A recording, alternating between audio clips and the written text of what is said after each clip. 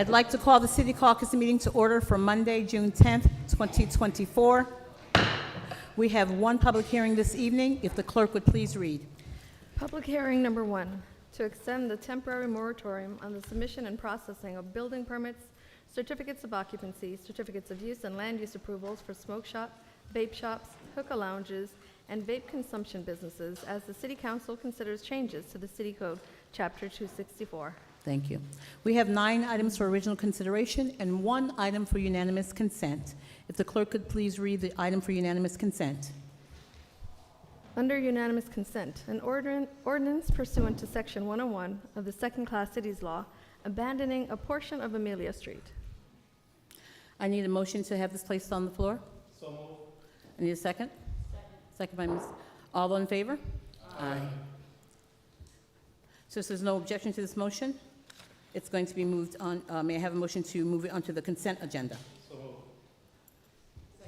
All those in favor? Aye. Thank you. Item number 1. Item number 1 for original consideration, an ordinance authorizing a supplemental bond for an increase in the cost of the construction, reconstruction, and installation of improvements at and in connection with the Rice Road Water Treatment Plant Phase 1 by $5,964,703. Discussed in committee without objection and on consent. Item number 2. Item number 2 for original consideration, an ordinance authorizing a supplemental bond for an increase in the cost of the construction, reconstruction, and installation of improvement at and in connection with the Rice Road Water Treatment Plant Phase 2 by $2,148,960. Discussed in committee without objection on consent. Item number 3. Item number 3 for original consideration, an ordinance extending the temporary moratorium on the submission and processing of building permits, certificates of occupancy, certificates of use, and land use approval for smoke shop, vape shops, hookah lounges, and vape consumption businesses as the City Council considers changes to the Schenectady City Code, Chapter 264. Discussed in committee without objection on consent. Item number 4. Item number 4 for original consideration, a resolution calling for a public hearing for amendments to the Schenectady City Code on proposed changes to the Historic District Ordinance and related Historic District and zoning ordinances. Discussed in committee without objection on consent. Item number 5. Item number 5 for original consideration, a resolution transmitting to the Schenectady City Planning Commission proposed changes to the City of Schenectady Historic Commission Ordinance and related Historic District and zoning ordinances. Discussed in committee without objection and on consent. Item number 6. Item number 6 for original consideration, a resolution authorizing the sale of a vacant lot on Amelia Street, identified as SBL number 49.77-1-37 for $465. Discussed in committee without objection and on consent. Item number 7. Item number 7 for original consideration, a resolution authorizing the sale of a vacant lot on Amelia Street, identified as SBL number 49.77-1-38 for $465. Discussed in committee without objection on consent. Item number 8. Item number 8 for original consideration, a resolution authorizing the sale of 1030 Park Avenue for $127,500. Discussed in committee without objection and on consent. Item number 9. Item number 9 for original consideration, a resolution recognizing Juneteenth 2024. Discussed in committee without objection on consent. This item will be presented on June 22nd. If there's nothing more to come before the City Council caucus, I ask for a motion to adjourn. Moved by Ms. Patrick, second by Mr. Farley. All those in favor? Aye. We are adjourned. I'd like to call the City Council meeting to order for Monday, June 10th, 2024. And this evening, we don't have anyone to do the invocation, so I invite you all to rise, take a moment to reflect, and with the God, and commune with the God of your understanding.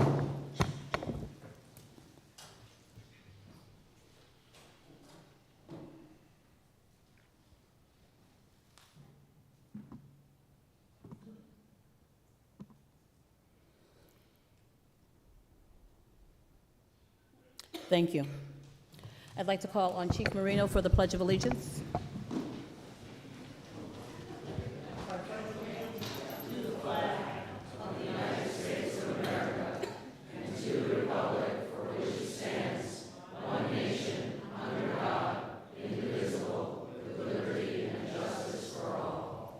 Thank you.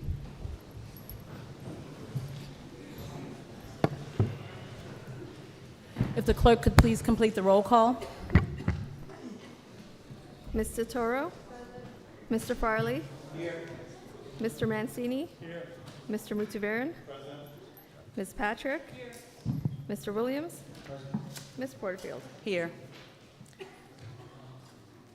We have one public hearing this evening, and just a reminder, we've extended public comment for the public hearing to 4 minutes.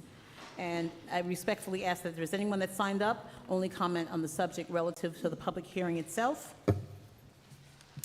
Public hearing number 1 is to extend the temporary moratorium on the submission and processing of building permits, certificates of occupancy, certificates of use, and land use approvals for smoke shops, vape shops, hookah lounges, and vape consumption businesses as the City Council considers changes to City Code Chapter 264.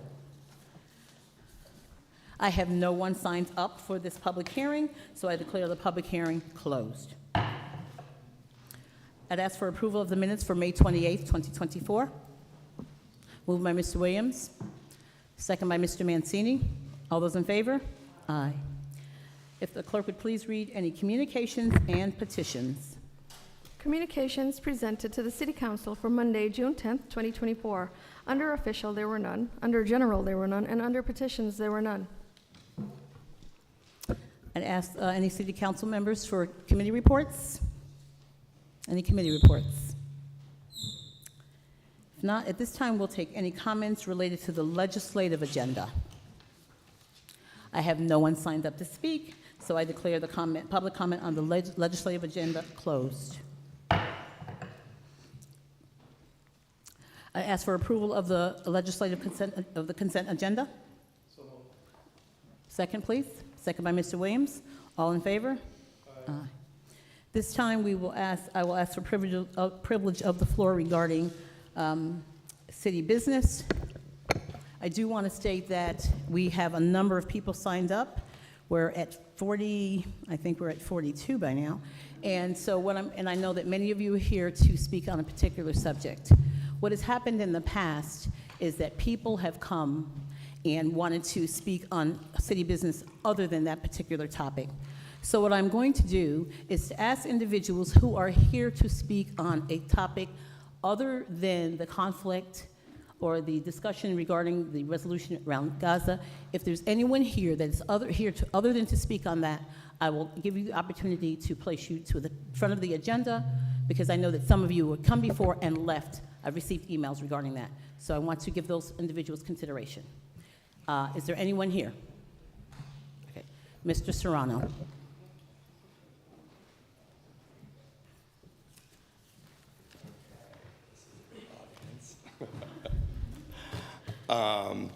So, good evening. My name is Ron Soriano, and I'm a longtime resident and property owner of the soon-to-be multiple business owners here in downtown.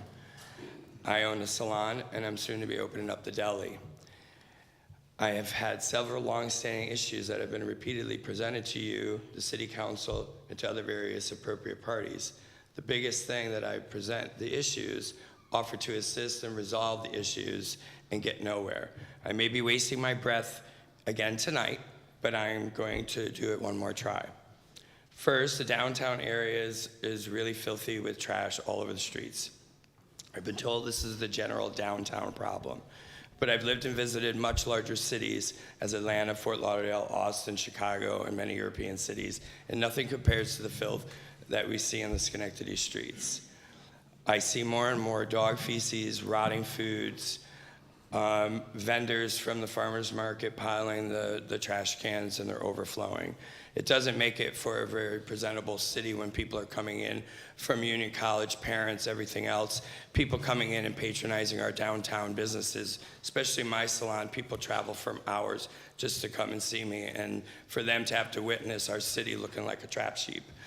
I was told that, from somebody that, they weren't going to pay anybody to do it on a Sunday, but the other day I noticed 6 employees pressure washing the staircase that's no longer in use.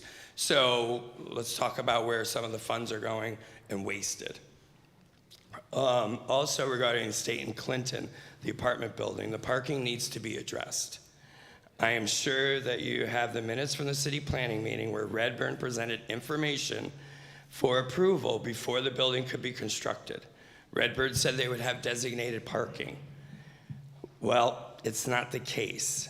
So basically all the tenants park on Barrett Street, they park on Clinton Street, and they know that they can park for free after 4 o'clock in the public parking lot. They stay overnight, some leave in the morning. On the weekends, I have documentation with cars that are parked there for the entire weekend. About 10% of that parking lot is usable for the public to patronize our local businesses. So if you want our local businesses to stay here, then we need to address the residential parking, because this was not agreed upon that they needed to have designated parking. They all have tabs on their cars, so why, if they don't have parking that they're using? And I'm tired of them saying, or people saying, it's public parking, they can park there. Once you live in a city, you become a resident, you become a tenant. You do not become the public, and that's what we need to address, this parking issue. So I'm really hoping that something could be really done with everything that's going on. And lastly, I'm just hoping that I can get some sort of commitment from somebody, even if we get different meetings, something that we can talk about with the parking. And now there's gonna be a dispensary on the corner of State and Clinton, and again, no parking set up. So those are people that are gonna be coming and going. That's what the parking lots are there for. They're not there for people to stay there for 10 hours. Thank you. Thank you. Okay. So I know that based on the list that some of you, many of you have probably never been to our meeting before, so I just want to go over a couple of things. First of all, there's a 3-minute time. You heard the timer just now for this gentleman. When that timer goes off, your time has expired. If you're in the middle of a sentence, please finish your sentence. But we have a number of speakers tonight, so we'd ask that you not continue beyond that. And I will have to ask you to leave the mic. So I'm going to be doing you now in order, since there's no one else to speak besides this. And we will not be adding anyone else to the meeting now that the meeting's begun.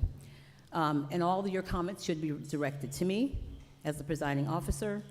And there will be no disparaging remarks towards the council, towards other members of the audience. If someone's saying something that you don't necessarily agree with, there will be no booing. We are here to listen to what every person has to say. So, and this happened before, so let me just say it. I'm going to ask that you refrain from profane, vulgar, and inflammatory language, disparaging any other individual, whether it's racial, ethnic, or homophobic, and no disruptive outbursts. So with that, I'm going to call the first person, and we have a total of actually 38. There were some duplicates on here. And the first person is Jamaica Miles.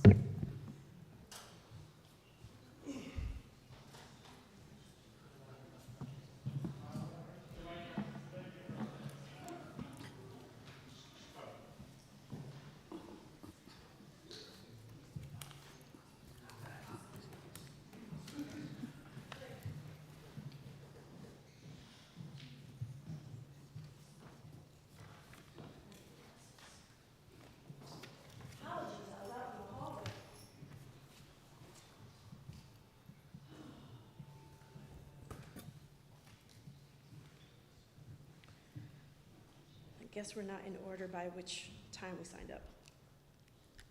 It's not possible.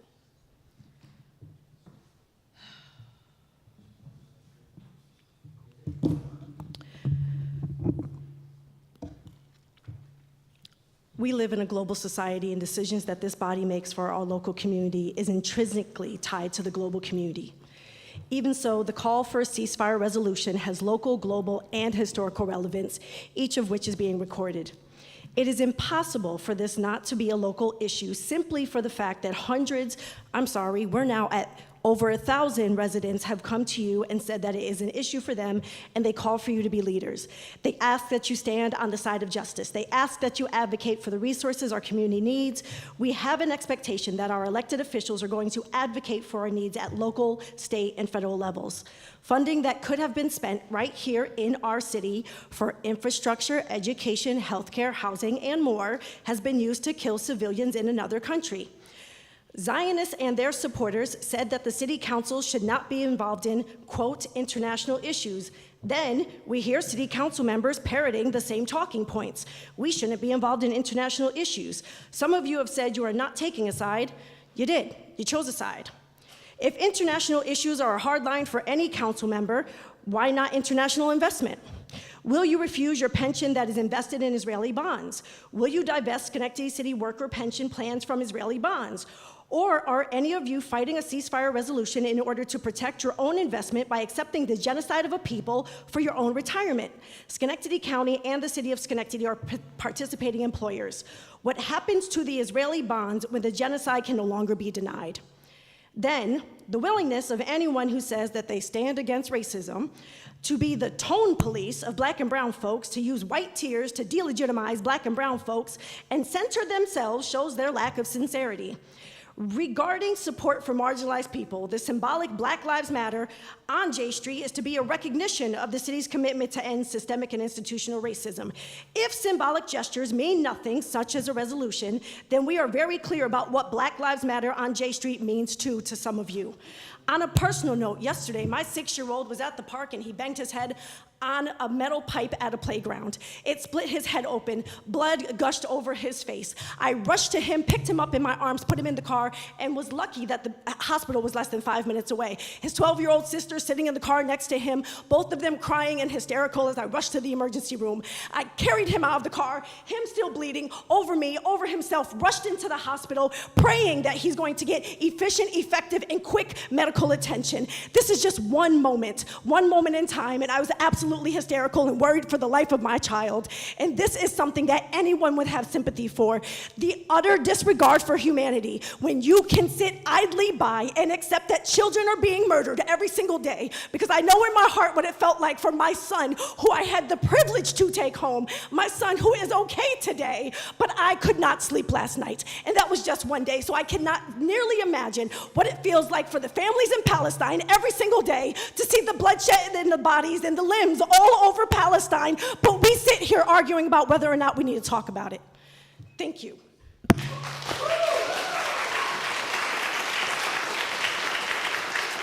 Mindy Holland. Mindy Holland.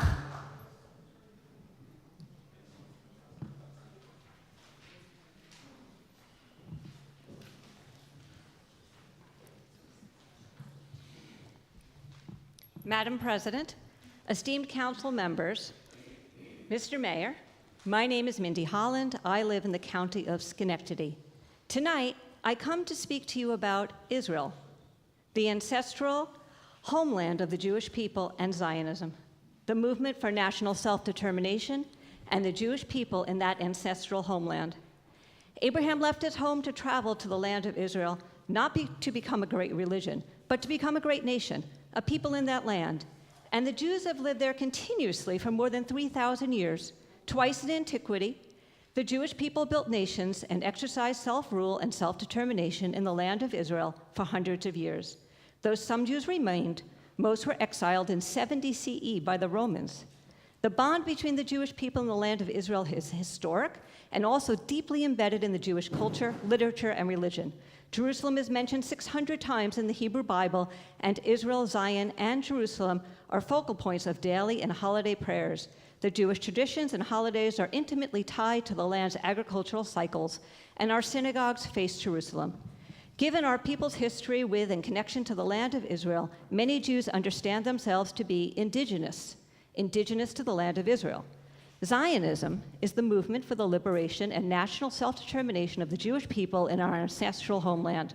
While we had a constant desire for return following our exile from the Romans, the modern political movement was born in the late 1800s to address two existential threats facing the Jewish people: anti-Semitism and assimilation.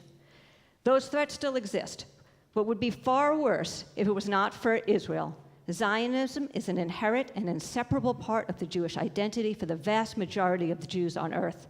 In the late 1940s, when the British Empire, the actual imperialistic colonizer of the land between the Jordan and the Mediterranean Sea, planned to end its colonial mandate and leave, a UN special committee recommended a partition to establish two separate nation states, Israel, Jewish and Arab, so that each would have self-determination. On November 29, 1947, the UN General Assembly voted in favor of the partition plan. The Jewish side accepted the UN plan for the establishment of two states, and Israel was born, a recognition that Jews had a right to return to their long exile and ceaseless persecution around the world. I am a Zionist because I support the right of Jewish people to self-determination and nationhood as a means for liberation and empowerment in our homeland. Thank you for the time.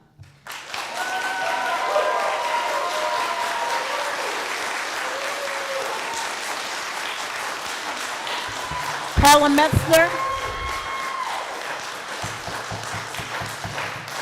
Paula Metzner. Paula Metzner.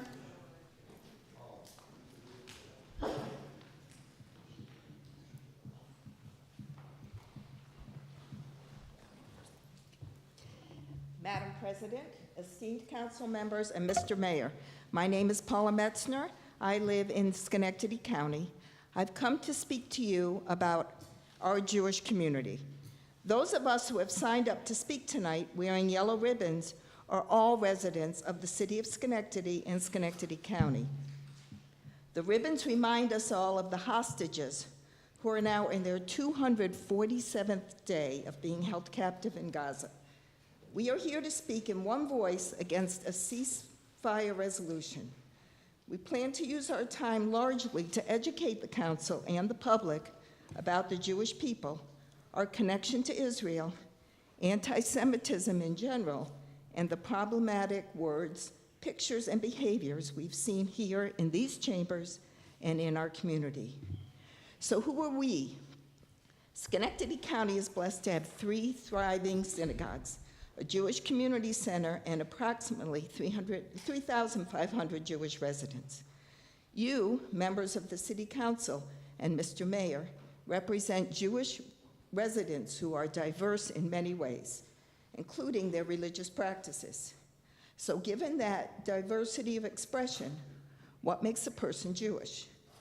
Judaism is not only a set of beliefs about the origin and meaning of life and the values one should lead that life by. In other words, Judaism is not only a religion.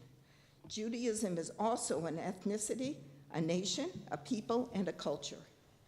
People can be culturally Jewish without believing in any parts of the Jewish faith. I am Jewish, which means that I am a member of the Jewish people. Like any marginalized minority group, we get to say who we are and what defines us. I am here tonight to share with you that Jewish peoplehood is a core part of the Jewish identity of the local Jewish community. Thank you for your time.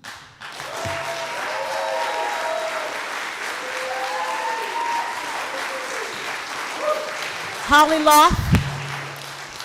Holly Loft. Hello. I'm Jewish. I live in Schenectady, and I support a ceasefire resolution. It has been proposed that City Council simply stop considering resolutions about international issues. No. We all know that resolutions like this have no actual legal effect, but they are a means by which a community can express its political opinion. And the residents of this city have every right to ask our representatives to speak on our behalf about an issue that matters to us. This issue matters to us. Lots of folks here tonight live elsewhere, maybe in the county, but not in the city, but work here or worship here or come here because, let's face it, our restaurants are better than theirs. And those folks can weigh in, of course, but their opinions should not weigh as much as those of us who live here and vote here and pay taxes here. Schenectady is not Niskayuna. It's not Glenville. It's not Clifton Park. Schenectady is a city of immigrants, including lots of new immigrants and refugees whose understandable sympathies lie with the people of Gaza.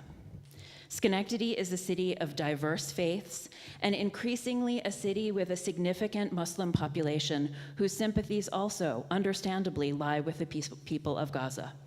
And crucially, Schenectady is a young city. Our median age is in the low 30s. Young people feel passionately about this issue in a way that we boomers and Xers and millennials dismiss at our considerable moral peril. When young people feel passionately about an issue of peace and justice, history shows us they are rarely wrong. As a Jew, I am not threatened by or frightened of neighbors who criticize the state of Israel or question the project of Zionism, or who support the people of Gaza or the cause of Palestinian liberation, or who demand that our tax dollars not be used to bomb civilians under any circumstances, ever. I am not threatened by calls for a ceasefire, but that doesn't mean that I am not threatened. Jews are not crazy to be scared right now. Smashed headstones and swastika graffiti and dudes bringing guns to our community centers, not to mention the murders in Pittsburgh and actual Nazis in the halls of power. These are legitimately threatening. As a Jew, I support a ceasefire resolution. And I also ask, as part of another discussion for another day, for a resolution against anti-Semitism, recognizing it as a unique form of bigotry with its own history and mechanisms, a resolution written in consultation with Jewish leadership, informed by local experience and local incidents, a resolution I have no doubt will be supported by our neighbors of all faiths and our allies in the fight for peace and justice. Thank you. Thank you.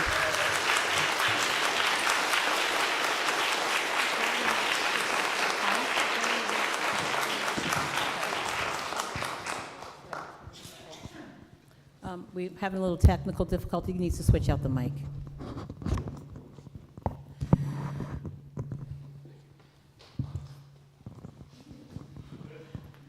You all set? Are we done? I guess we're done. Okay, Stacy Farber.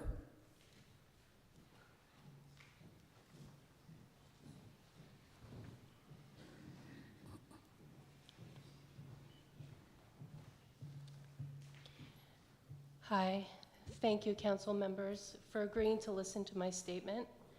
My name is Stacy Farber, and I'm a resident of the city of Schenectady. I was also here on the first day of testimonies regarding the resolution, and I listened intently to everyone.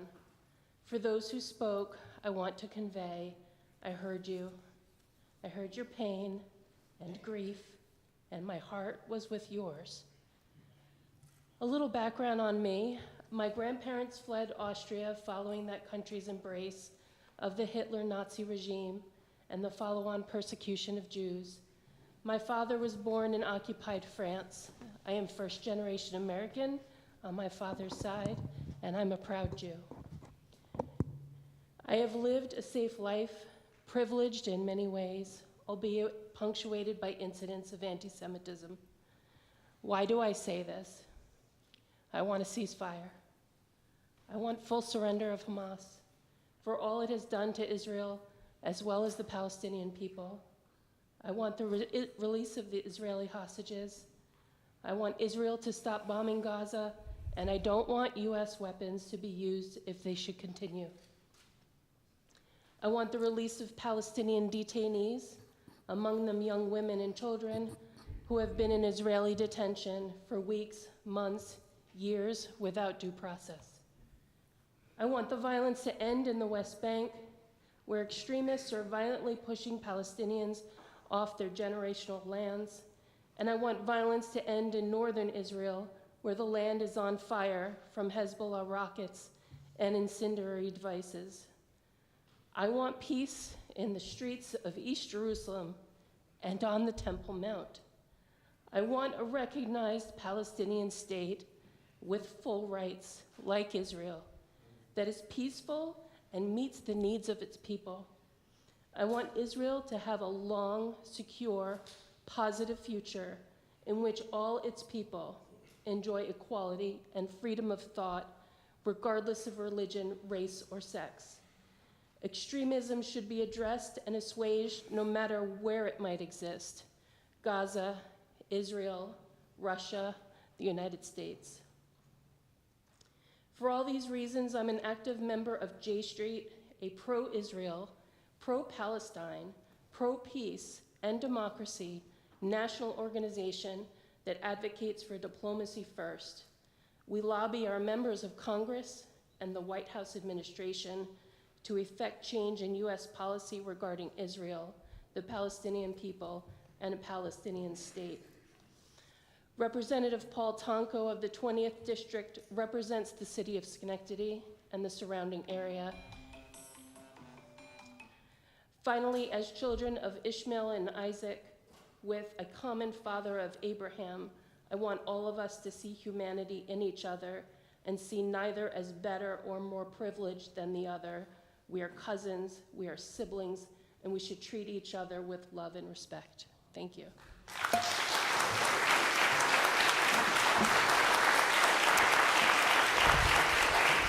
Andrew?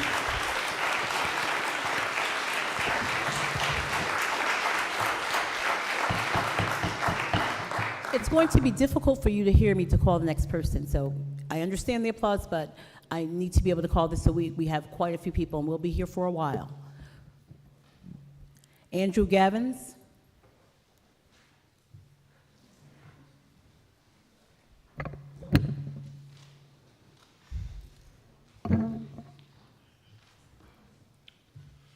Madam President, esteemed council members, and Mr. Mayor, my name is Andrew Gavins. I live in the county of Schenectady.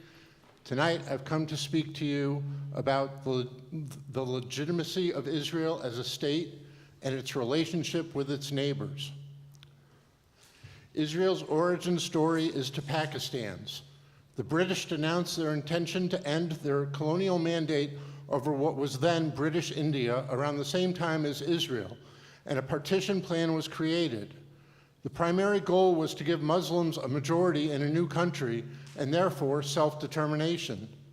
There too were bloody conflicts along with mass migration, much of which was forced. Yet the world has never questioned the legitimacy of Pakistan, and they should not question the legitimacy of Israel. One of the key differences between Pakistan and Israel is that for Israel, the leaders of the Arab states rejected the plan to divide the land and allow both populations self-determination. They refused to see Jews as having a historical, religious, or legal claim to the land, and refused to consider sharing the land. So as has happened all over the world throughout time, wars ensued and the borders changed. 6 Arab states have now made peace with Israel. Israel is a modern country built by pioneers, now a leader in industries like technology, agriculture, water reclamation and conservation, fashion, entertainment, and medicine, especially mental health trauma treatment and injuries from burns and explosives from their years of experience with terrorist attacks, even during ceasefires. Thank you for your time. Thank you.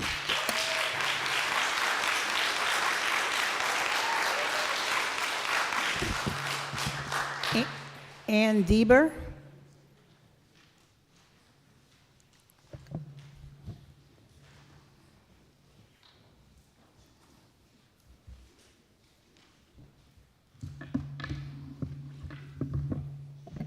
Madam President, esteemed council members, and Mr. Mayor, my name is Annie Bieber and I live in Schenectady. I want to speak to you about Israel's relationship with Hamas. Many Jews now recognize the legitimate connection of Palestinians to this land along with our own. Hamas, however, has never to date accepted the Jewish people's relationship to the land or recognized the state of Israel. Hamas, a designated terrorist organization by the U.S., EU, and other states, was founded in 1987 as an offshoot of the Muslim Brotherhood, a movement dedicated to promoting Islamist extremism worldwide.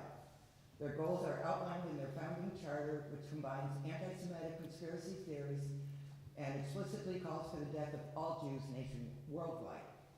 They are responsible for decades of violent terror attacks against Israeli civilians, including suicide bombings, stabbings, and shootings. They have governed Gaza since 2007 after they were elected, and they violently ousted the Palestinian Authority. Hamas gets funding and support from Iran, which regularly threatens Israel with annihilation. Hamas then leader Ismail Haniyeh said in 2020, "We cannot, in exchange for money or projects, give up Palestine and our weapons. We will not give up the resistance. We will not recognize Israel. Palestine must stretch from the river to the sea." More recently, Ghazi Hamad, an Hamas official, said the October 7th massacre is just the first time, and there will be a second, a third, a fourth, because we have the determination, the resolve, and the capabilities to fight. The existence of Israel is illogical. If Islam is a religion of peace like Judaism, Hamas' extreme hatred of Jews and of Israel is not consistent with mainstream Islam. Every world religion has extremists who use a perversion of its teaching for power and control. Thank you for your time. Thank you.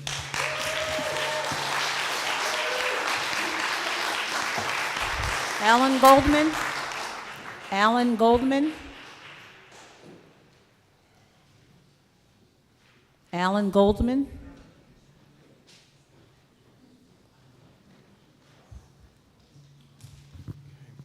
Madam President, esteemed council members, and Mr. Mayor, my name is Alan Goldman. I live in Schenectady County. I've come to speak to you about anti-Semitism. Many people have a hard time recognizing Jew hatred because the specific content, the language, and behavior can change over time. There are several well-recognized definitions of anti-Semitism, but we think the easiest to use is the 3 Ds, a set of criteria formulated by human rights advocate Natan Sharansky in order to distinguish legitimate criticism of Israel from anti-Semitism. The 3 Ds stand for delegitimization, demonization, and double standards. Delegitimization refers to the denial of the Jewish people's right to self-determination. For example, claiming that the existence of a state of Israel is a racist endeavor, using narratives to imply Jews stole the land that is Israel, or that the Jewish people have no connection to their homeland, are assertions intended to deny Israel's right to exist and the right of Jewish people to self-determination in their homeland. Demonization refers to the portrayal of certain groups as evil, demonic, or satanic. This is usually seen as claims that Jews are conspiring to harm humanity or blame Jews for why things go wrong. It includes referring to the power of Jews as a collective, such as the myth about the world Jewish conspiracy, or of Jews controlling the media, economy, government, or other societal institutions. Double standards refers to the application of different sets of principles in similar situations. If a person criticizes Israel, and only Israel, on certain issues, but chooses to ignore similar situations conducted by other countries, they are performing a double standard against Israel. Israel should most certainly be held accountable for its actions, but no more or less than other countries. I believe that the project of asking the Council to support a ceasefire resolution has crossed the line from legitimate criticism of the State of Israel into anti-Semitism. The activist group that you've been hearing from over the last weeks and months has not made any attempt to hide their Jew hatred and has been allowed to share their hate speech with impunity before this Council. Others will explore their statements in detail, but I can attest to the fact that those offensive words spoken in its chamber have increased the isolation and apprehension felt by the Jewish residents of our city and county. Thank you for your time. Thank you.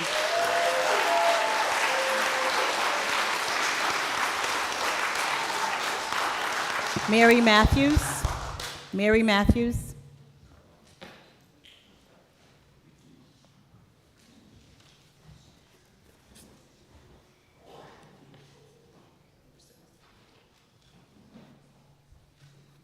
Madam President, esteemed council members, and Mr. Mayor, my name is Mary Matthews, and I am a 37-year resident of the city of Schenectady. Tonight, I have come here to speak about the claim that Israel is a colonialist state from its inception and a project of European imperialism. The words colonialism, colonizers, and imperialists were said over a total of 10 times on March 25th, April 8th, April 22nd, and May 13th. These words invoke a reference to the time when European empires sent Europeans to far-off lands to build colonies and settle there. The colonialists were there to control local resources, a process that involved marginalizing the indigenous populations. Time and time again, activists have incorrectly called Jews in the Holy Land colonialists, as if from Europe. This is not at all based in factual history. First, the slogan denies that Jews have any historical ties to the land of Israel. The reality is that there is an ancient Jewish history in the land of Israel, and there is a well-documented, consistent presence of Jews in the area dating back thousands of years. Second, slogans that cast Israel as white, European imperialist colonizers ignores and denies that over 50% of Israeli Jews are not white or European, but are people of color, including Mizrahi, Yemenite, Indian, and Ethiopian Jews. Moreover, Jewish Israelis didn't come from a single home country. As journalist Haviv Gur points out, 90% of Israeli Jews came as refugees from nowhere else to go. There is no other country we are coming from. The state of Israel is not an example of colonization. Zionism is not a European imperialist project, and the Jewish people have nowhere to return home to except to their ancient historical homeland, the land of Israel. Jews were exterminated and expelled from Europe, expelled from North Africa, and expelled from the countries of the Middle East. Using words like colonialism, colonizers, imperialists is factually incorrect, an example of Jew hatred, because both delegitimizes Israel and demonizes Jews by labeling us with the worst words in today's political discourse. Thank you for your time. Thank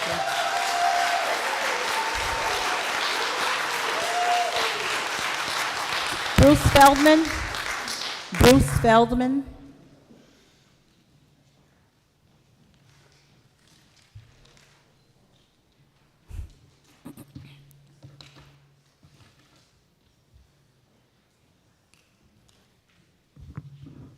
Madam President, esteemed council members, and Mr. Mayor, my name is Bruce Feldman. I live in Schenectady County, and tonight I have come to speak to you about hate speech. Like all bias, discrimination, and stereotyping, we must ask the marginalized group to define and express how speech harms them.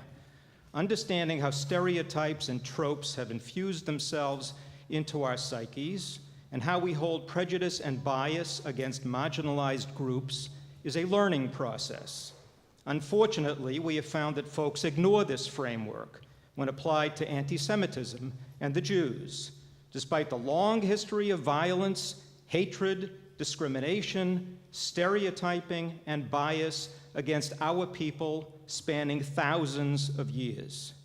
So it is important to us in the Jewish community to explain and express why certain phrases and terms are anti-Semitic and how they harm us right here in our community. One of the most commonly used phrases, quote, river to the sea, close quote, was said at least 3 times during public comment here. In fact, quote, from the river to the sea, Palestine will be free, close quote, is one of the oldest and most common chants heard at pro-Palestinian protests today. It refers to the Jordan River and the Mediterranean Sea, encompassing the entire state of Israel. The slogan first appeared in the 1960s with the Palestine Liberation Organization, known as the PLO, a militant group formed by Palestinians aimed at destroying Israel and replacing it with a Palestinian state. Jews living in the land under such a scenario would face expulsion or violence. In its, quote, rally toolkit, close quote, the pro-Palestinian group In Our Lifetime includes this phrase, along with several other slogans, calling for the complete destruction of the state of Israel and any Jews living there. Because of the origins of this slogan and its association with calling for the destruction of Jews, when I hear it, I hear from the river to the sea, Palestine will be Jew-free, or Judenfrei, to use the Nazi term. Whether or not the people chanting this slogan know its history and origins, or whether they know what river and what sea, are irrelevant to the experience of the Jewish community when we hear these words. I and many people in the Jewish community of Schenectady experience the slogan, "From the river to the sea, Palestine will be free," as profoundly and deeply threatening as an example of Jew hatred. Thank you for your time.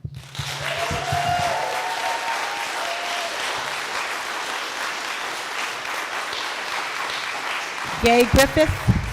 Gay Griffith.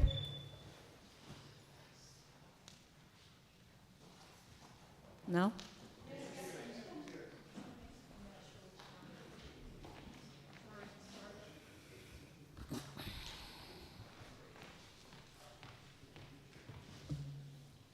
Madam President, esteemed council members, Mr. Mayor, my name is Gay Griffith.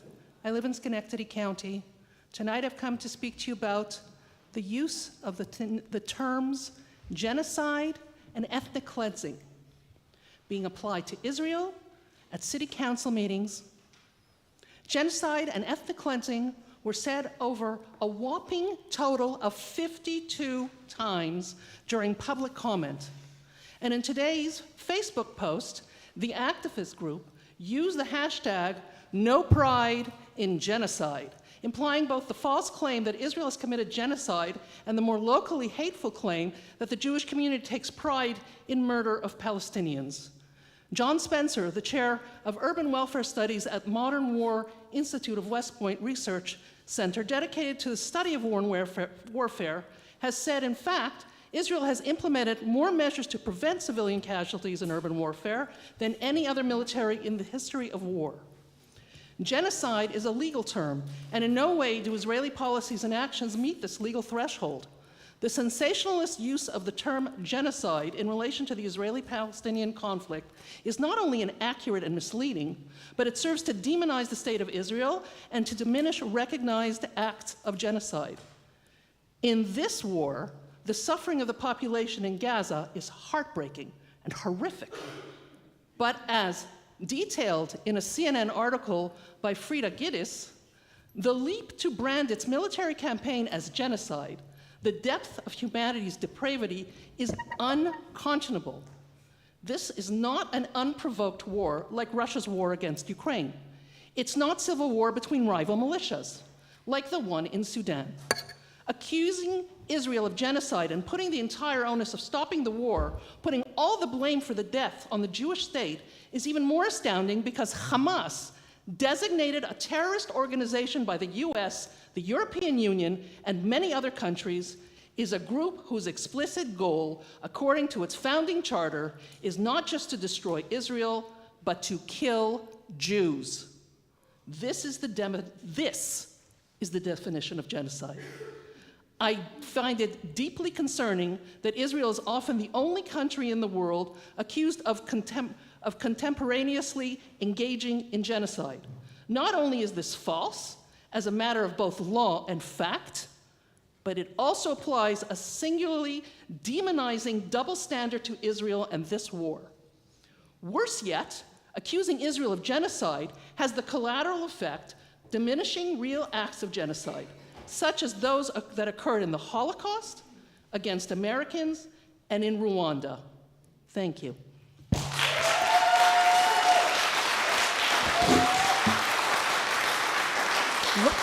Laura Soper. Laura Soper.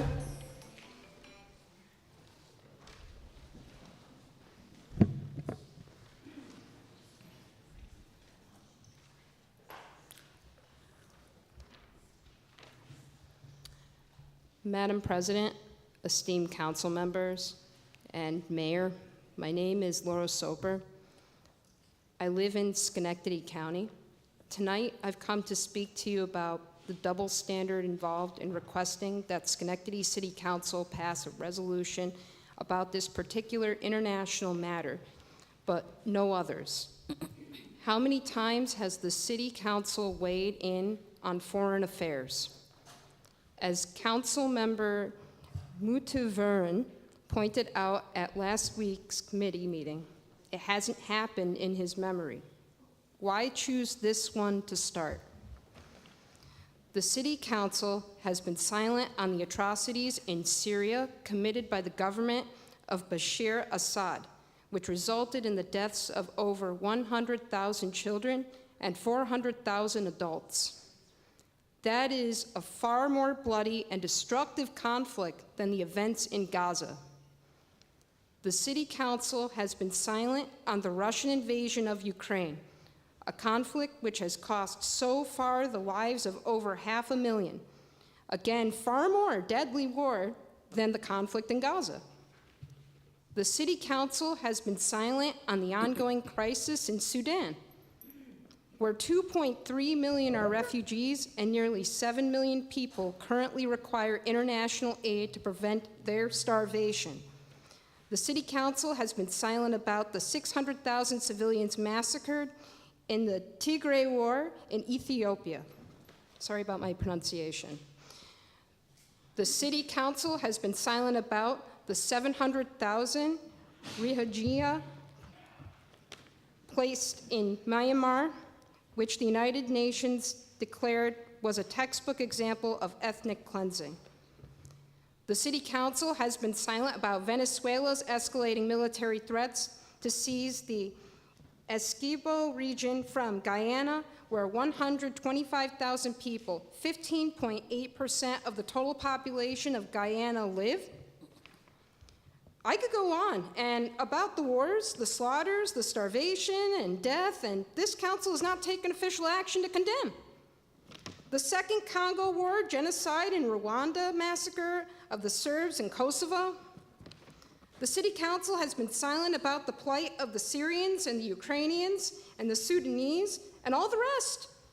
Not because you are bad people, not because you are hard-hearted, but because these events are out of your mandate, beyond your control, and consist of details unknown to you. You rightfully remained silent, and you did the local work you were elected to do.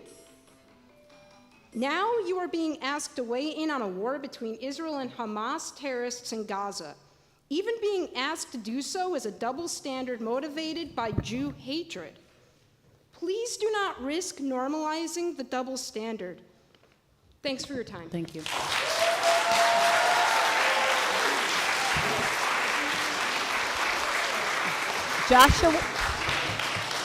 Joshua Cooper Ginsburg.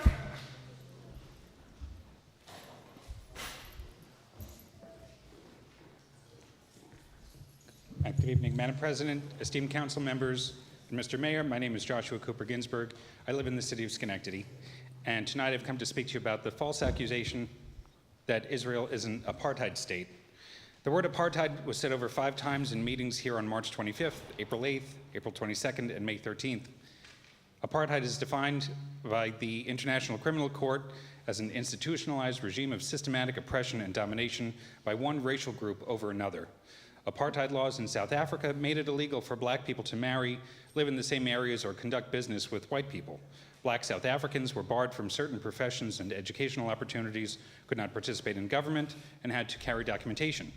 Compare that with the state of Israel, whose 1 million Arab citizens are represented in all branches of government, a government founded on the promise to uphold the full social and political equality of all of its citizens without distinction of race, creed, or sex. Within Israel, the racial comparison to apartheid doesn't hold up.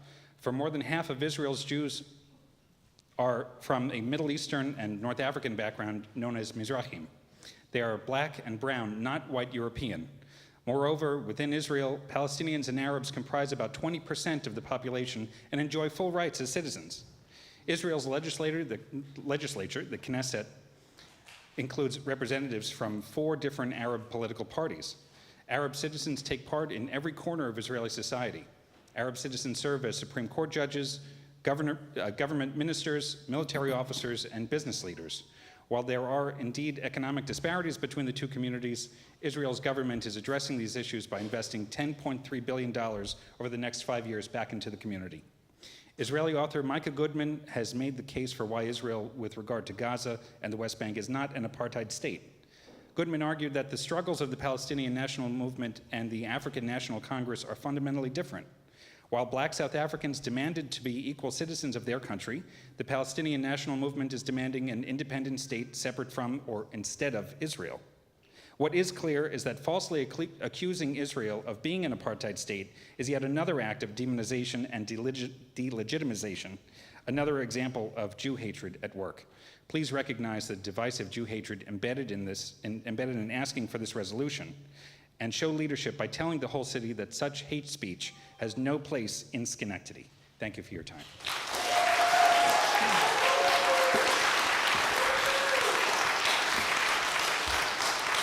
Herb Reich. Herb Reich.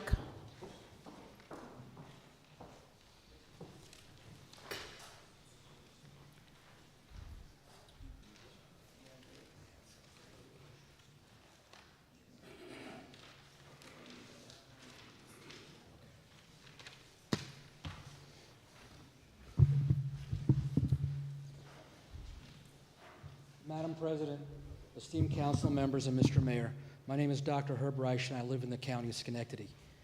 I come to you tonight to speak about the red hands seen on many ceasefire pins and on at least two graphics put out by the anti-Israel activists that you've been hearing from in this chamber, advertising the press conference at City Hall on May 13th and what they've called tonight's ceasefire speak out at the City Council meeting. These graphics will remain posted on the organizers' Facebook page. Please let me tell you about the origin of the symbol of the red hand. It describes the gruesome mob killing of Yosef Avrahami and Vadim Norzik, 2 Israelis who made a wrong turn into Ramallah, a city in the West Bank, in 2000. They were beaten, stabbed, had their eyes gouged out, and were disemboweled by a mob inside the Ramallah police station. The photograph that ran alongside the news story of this event was one of the men who perpetrated the horrific act of violence as he waved to the cheering crowd below the police station. Here's the photo. Pass.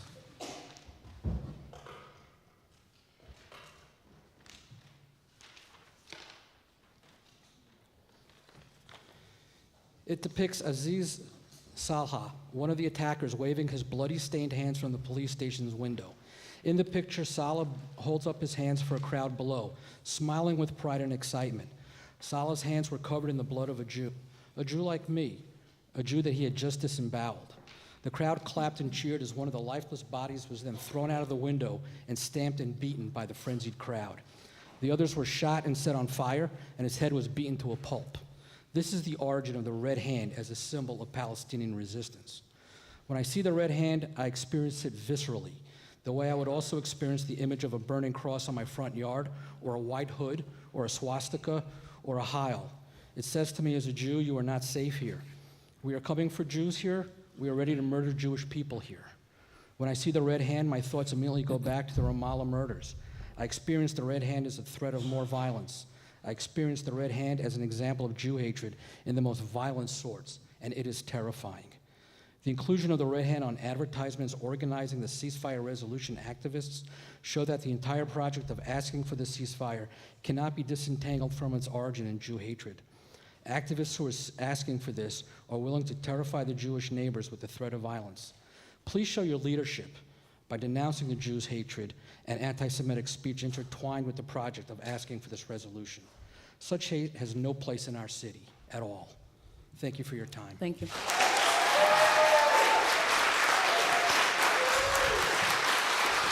Kim Mossa. Kim Mossa.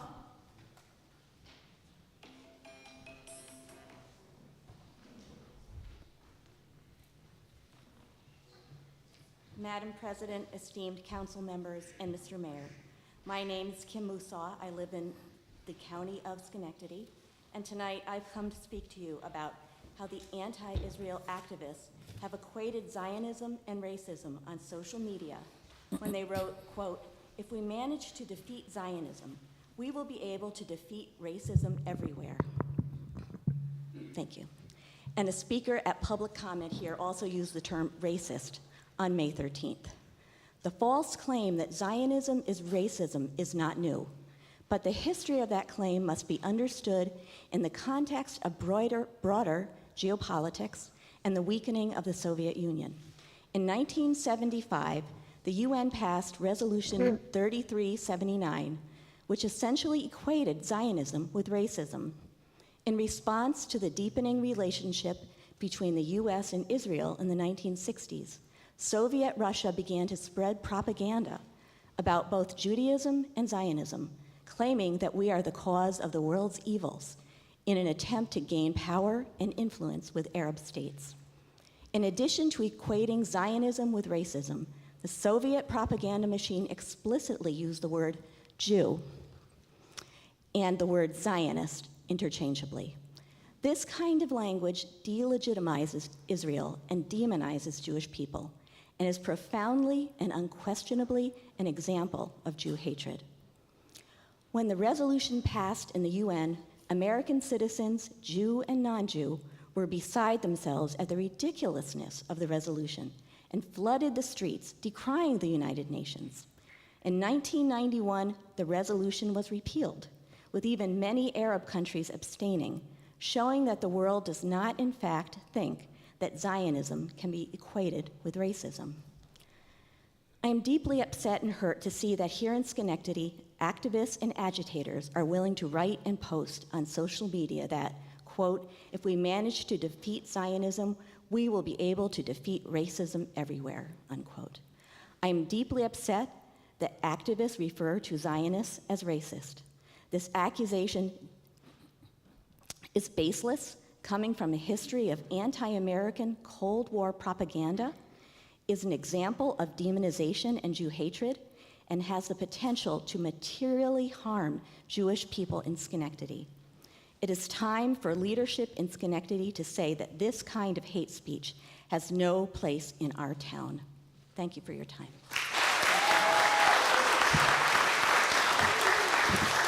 Deborah Chapman Goldstein. Deborah Chapman Goldstein.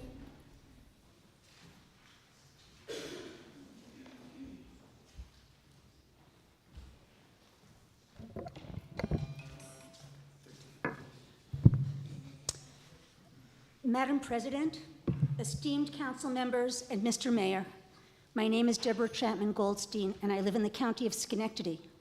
Tonight I've come to speak to you about the blood libel as a clear example of Jew hatred, and the way that blood libel remains a lens that has been used to tell the story of the current conflict.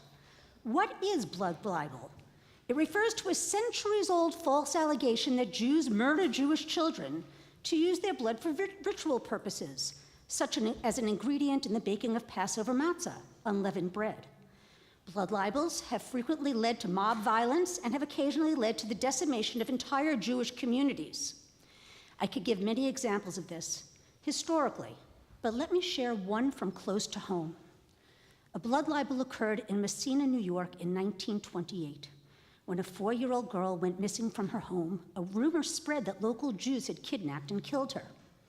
Crowds gathered outside Messina's police station, where a state trooper questioned the town's rabbi and asked him whether Jews offered human sacrifices or used blood in rituals. The girl eventually was found alive and unharmed. There is a long tradition of using blood libels in propaganda and cartoons designed to demonize and dehumanize the Jewish people. Adolf Hitler and his followers frequently used the blood libel as propaganda. More recently, a 2003 TV series broadcast in Syria and Lebanon shows that the Jewish people is engaging in a conspiracy to rule the world and presents Jews as a people who murder Christian children and drain their blood to bake matzah. Just this spring, Congresswoman Ilhan Omar described some of the Jewish students at Columbia University as being pro-genocide. ADL CEO Jonathan Greenblatt responded, saying it's patently false and a blood libel to suggest that any Jewish students are pro-genocide. He, like many in the Jewish community, experienced the false accusation of genocide and the implication that supporters of Israel are supporters of genocide as yet another example of blood libel, an allegation of the Jewish people's intent to murder non-Jewish children. When leaders of a country or a community want to make the Jewish people seem particularly heinous or evil, they often use language or images associated with or referencing the centuries-old tradition of blood libel.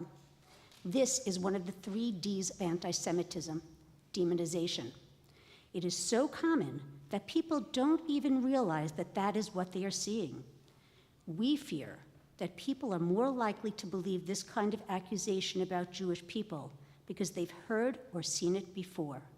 This is a part of Jew hatred that is deeply embedded in our culture.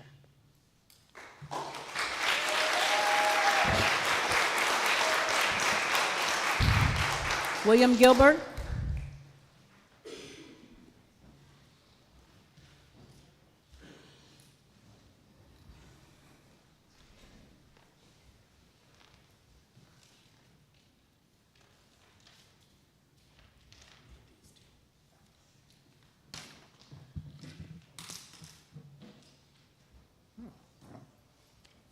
My name is William Gilbert. I prefer Bill. Madam President, esteemed council members, Mr. Mayor, I am a proud resident of the city of Schenectady. Tonight I've come to speak to you about the blood libel. We just did that one. No, this is the right one. Yeah. Oh, I'm sorry. I keep hearing blood libel and it keeps me going mad, so I can't even tell what I'm doing. The blood libel and the other grotesque evidence of the organizers' anti-Semitism showing in our community. Over 12 ghastly references to Israel killing children and babies were made during public comments at previous city council meetings. And then there's the social media. One of the organizers of the group calling for a ceasefire resolution posts public memes on their Facebook account that depicts Jews and Israelis killing Palestinians, especially Palestinian children. I'm going to pass a copy of some examples to you, along with another demonizing post of a picture of Jews in prayer with the words, "White supremacy is the root of Zionism," lynching. Followed by 4 red to orange mad face emojis. I have to issue a content warning. These pictures are deeply upsetting to look at. They are profoundly anti-Semitic. Some of them are also anti-American. Several of these memes are highly reminiscent of Nazi propaganda blood libel cartoons denigrating Jewish people, which helped to create the conditions necessary to be able to perpetrate the Holocaust, the murder of 6 million Jews, and I might add 6 million others. The memes are problematic because they are not merely a commentary on the fact of dead children, but they imagine a bloodthirsty Israel reveling in the deaths of children. That is the blood libel. As for the other posts with the pictures of Jews praying, I'm not sure I need to explain how incredibly offensive it is, simply by associating all Jews with the most evil things in today's lexicon. The fact that one of the leaders of the call for a ceasefire resolution proudly and publicly uses blood libel to denigrate Israel shows that the entire project of asking for the ceasefire resolution cannot be disentangled from its origins in Jew hatred. The activists who are asking for a ceasefire resolution are doing so because of their conscious or unconscious Jew hatred.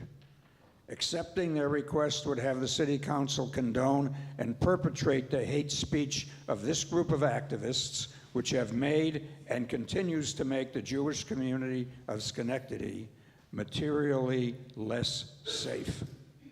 Please recognize the divisive Jew hatred embedded in asking for this resolution, and show leadership by telling the whole city that such hate speech has no place in Schenectady. Thank you for your time.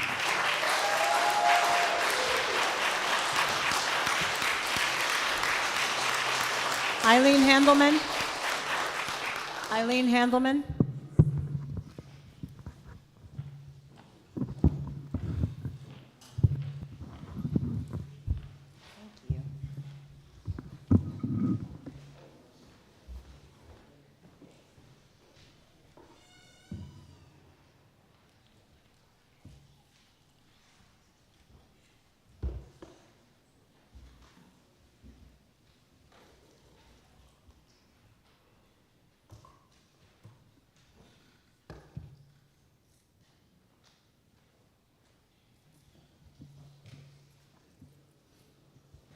Madam President, esteemed council members, Mr. Mayor, my name is Eileen Handelman, and I live in Schenectady County.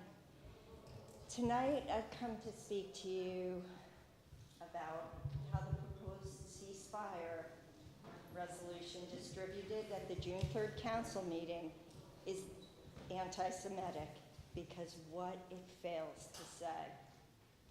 While the draft ceasefire resolution mentions the violent attack by the armed body of Hamas on Israeli citizens, there is no accounting for Hamas's behavior before that attack or since October 8th, and no mention of Hamas's complicity in the suffering of people in Gaza. By that omission, the proposed ceasefire resolution holds Israel solely responsible for the suffering of Palestinians in Gaza. The loss of life and suffering in Gaza is horrific. Rarely reported, however, is Hamas's role in their suffering and the lengths at which Israel has gone to protect civilians. The Israeli military consistently issues warning before military engagement in an area, telling people to leave and helping them to relocate. Text alerts, public announcements, and thousands of leaflets are dropped by the IDF. Hamas, on the other hand, has discouraged civilians from leaving the areas and blocked the exit routes. Hamas has taken billions of dollars of humanitarian aid and has used it to build assets for war. This includes hundreds of miles of tunnels throughout Gaza where Hamas fighters hide in order to purposely put the civilian population in harm's way. The tunnels are not offered to civilians for safety, nor is Hamas making efforts to protect civilians. To the contrary, Hamas created military targets out of schools, universities, mosques, and hospitals by purposefully building war rooms, ammunition factories, and weapons storage in tunnels underneath the ground. Even above ground, Hamas soldiers hide among civilians, terrorizing their own people instead of protecting them. Hamas has been caught stealing the humanitarian aid provided by the international community. Hamas fires rockets from civilian locations like school campuses inside Gaza, killing and injuring their own civilians. Deaths which are then included in the death toll, reporting as if Israel has caused them. A resolution holding Israel solely responsible for the suffering of Palestinians in Gaza is an example of demonization and holding Israel to double standard. Please, please show your leadership by denouncing this Jew hatred and anti-Semitism speech intertwined with the project of asking for a resolution. Such hate has no place in our city. I thank you for your time. Thank you.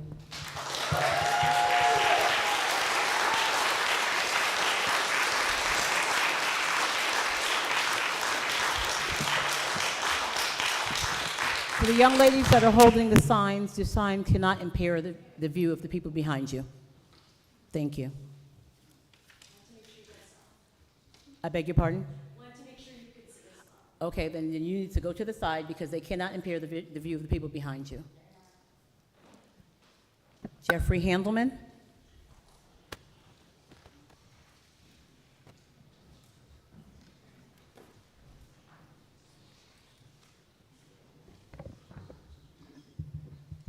Good evening, Madam President, esteemed council members, and Mayor McCarthy. My name is Jeffrey Handelman, and I live in Schenectady County, fourth-generation area resident. I'm here to speak to you about how the proposed ceasefire resolution distributed at the June 3rd council meeting is anti-Semitic because of what it says explicitly. First, the proposed resolution calls upon our leaders in Albany and Washington to demand an immediate and permanent ceasefire which treats Israel unlike any other country involved in a conflict. It's a very definitive double standard. As Councilmember Mudaverin pointed out last week's committee meeting, this is something the City Council has never done before. In all of the suffering and conflicts around the world going on right now, Schenectady, singling out the only Jewish state on the planet, is holding them to a massive double standard. A unilateral, unnegotiated ceasefire only benefits Hamas. In just the last week in Rafah, 700 tunnel entrances were found, 50 leading across the Egyptian border, some big enough to drive large vehicles through. Remember how the world discouraged Israel from entering Rafah? These tunnels have been used to smuggle explosives, guns, rockets, and drones into Gaza. Hamas has used the tunnels into and out of Gaza in order to train in Iran and other countries. Rafah is one of the last strongholds of Hamas, and it is believed that many of its senior commanders, including Hamas Yahya Sinwar, are located there. With its leadership still largely intact in Rafah, Hamas could easily use Rafah as a base to reassert control over the Gaza Strip if the war were to end prematurely, with the immediate ceasefire demanded by anti-Israel activists. Israel's stated mission has been to eliminate Hamas's military capabilities, which is a reasonable goal since Hamas has broken ceasefire agreements time and time again. After all, there was a ceasefire agreement in place before October 7th, and in the years leading up to that vicious attack, during that ceasefire, Hamas launched rockets and sent kites lit on fire to Israel to burn homes and crops. Calling for an immediate ceasefire in a resolution ignores that this situation is constantly in flux. It's unfair to ask this city council to formulate a message telling other countries what they should do. Thank you very much for your time. Thank you.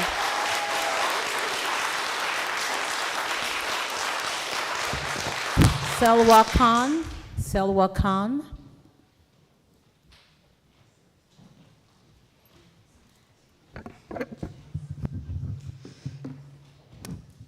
Good evening. My name is Selwa Khan. I'm a lifelong resident of Schenectady, and I take no pleasure in coming here again for the 5th week. But as a student of political science and as someone who's worked in the New York State Assembly for 2 years, I have an issue with democracy as it's being threatened, when essential local government isn't representing the will of the people or even whisper a word against genocide. I am no longer going to appeal to your hearts, even though since we were last here, we've seen the heinous violence caused by the Zionist entity. Headless children, tents with people in them burned alive, and actual documented concentration camps that are torturing, sexually abusing, and killing Palestinians.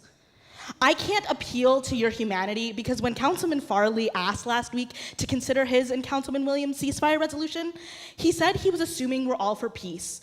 And a councilwoman then said, well, I'm not sure if we all are. Everyone you've heard from today can agree they want peace. Councilman Farley and Williams are not straying from their duties for coming forward with this ceasefire resolutions that this body thinks it's too good to consider. They are doing the job that they swore in front of God and the American flag to represent the will of the people and their tax dollars. We need more policymakers like you two. Those who say this resolution is a waste of time are saying that you think the Palestinian people and the 40,000 lost human lives are a waste of your time. That your counterparts in Albany wasted their time. That working for your constituents is wasting your time. You work for your constituents. I also briefly, before I conclude, wanted to address safety because a councilwoman here claimed to feel unsafe the last time we were here. I am very sorry that you felt unsafe. It is not a feeling that I would wish on anyone, and it is just a fraction of the feeling of the Palestinian men, women, and children who don't know which bomb paid for by our taxpayer money is going to fall and kill them. I did not consent to kill them. This coalition for ceasefire do not come bearing weapons. In fact, what we're calling for is less weapons. But this coalition who has been here week after week is diverse, including many black and brown faces, advocating for the life and dignity of other brown faces. I wonder if that contributed to your stated feelings of unsafety, Councilwoman. I'm here to assure you that the only thing that is unsafe is your elected seats. If you're not representing the people actively begging you to do our part to end an active genocide of the Palestinian people, you will not win the next time your name is on any ballot. Once again, the young will not forget. Not cowardly silence, not outright hate, and certainly not Palestine. I want to thank again Councilmen Farley and Williams for representing us, because I know how infuriating it must be to sit in this room hearing the apathy and hatred of your colleagues and their supporters. But if they are not supporting your efforts to bring about a ceasefire resolution, I will invoke the ever-relevant words of Kendrick Lamar. These are not your colleagues, they are colonizers. Free Palestine. Imam Jamal Shaw.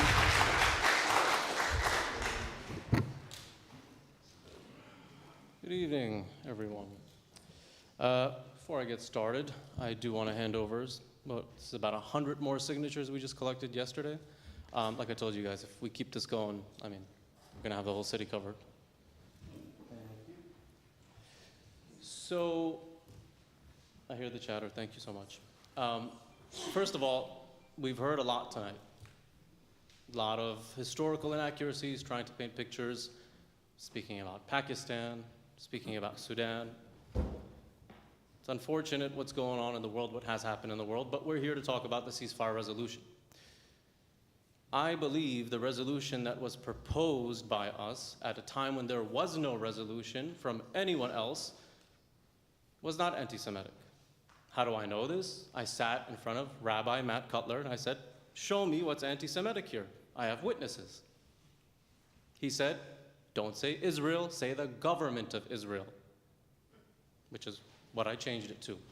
Tonight, we have people here from the other side that continuously say Israel.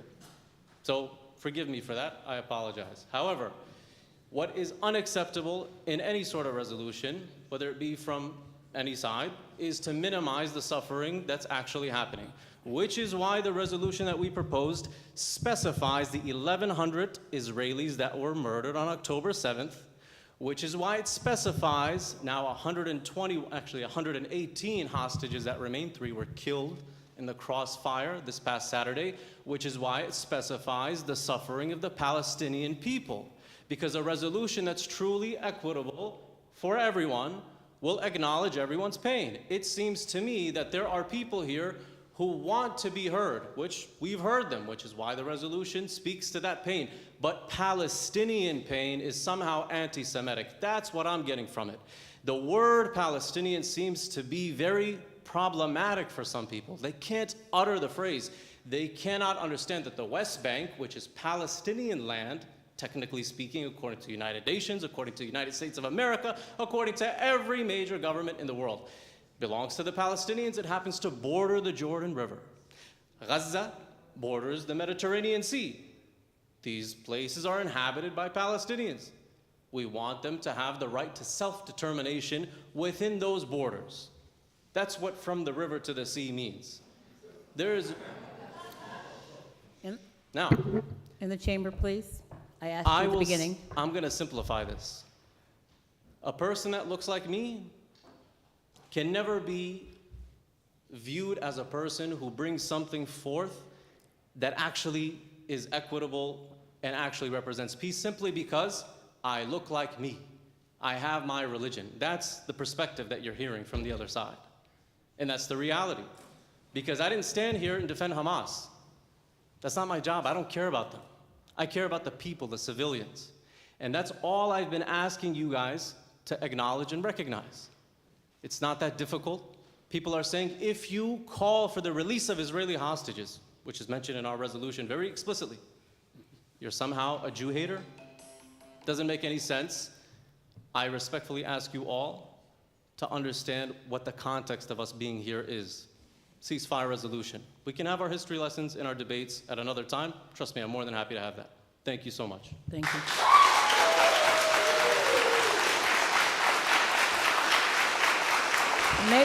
Megan Levine. Megan Levine.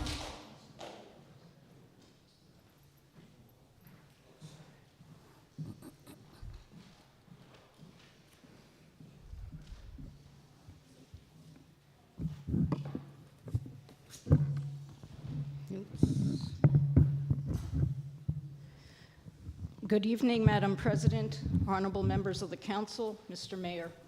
My name is Meg Levine. I live in Niskuna and work in Schenectady on early literacy initiatives that support the city's children and families. I've addressed you previously and spoken against your passing a ceasefire resolution. It is not that I don't want the war to end. I do. As members of the council have acknowledged, the council has no jurisdiction over international affairs. And we have experienced the difficulties that result when it wades into these issues. First, words matter. Words travel. They are not restricted by city lines or election district boundaries. Second, the terms of ceasefire resolutions are not typically found in city documents. Some have complex definitions in international law. Some bear the weight of history with different people understanding them in different ways. Some are ambiguous, leading to confusion as to their intent, and some are inflammatory. Third, the words used by those advocating the resolution are borrowed from slogans and chants coursing through social media, marches, rallies, and college campuses. Let's not contribute to this unproductive, polarizing discourse. We have, however, heard common concerns these months from all concerns of this room.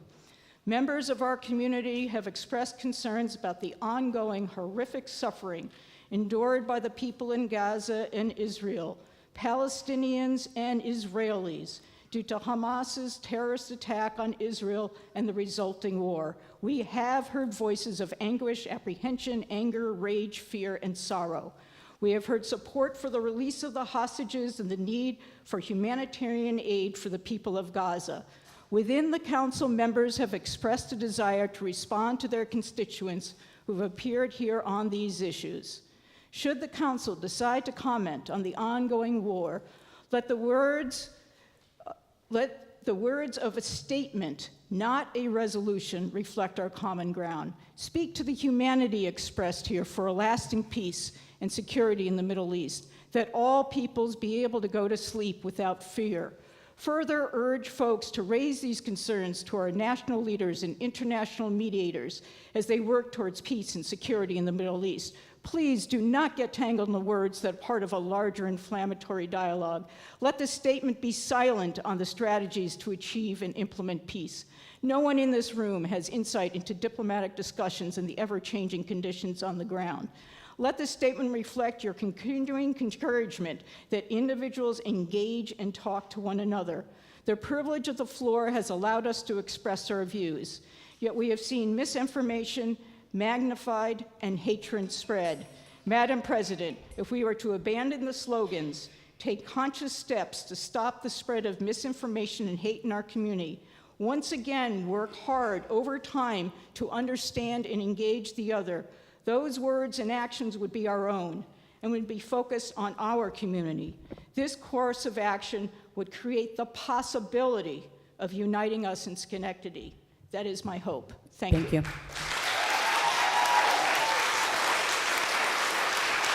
Shamel Davis. Shamel Davis. Shamel Davis, third time? No? Gordon Zuckerman.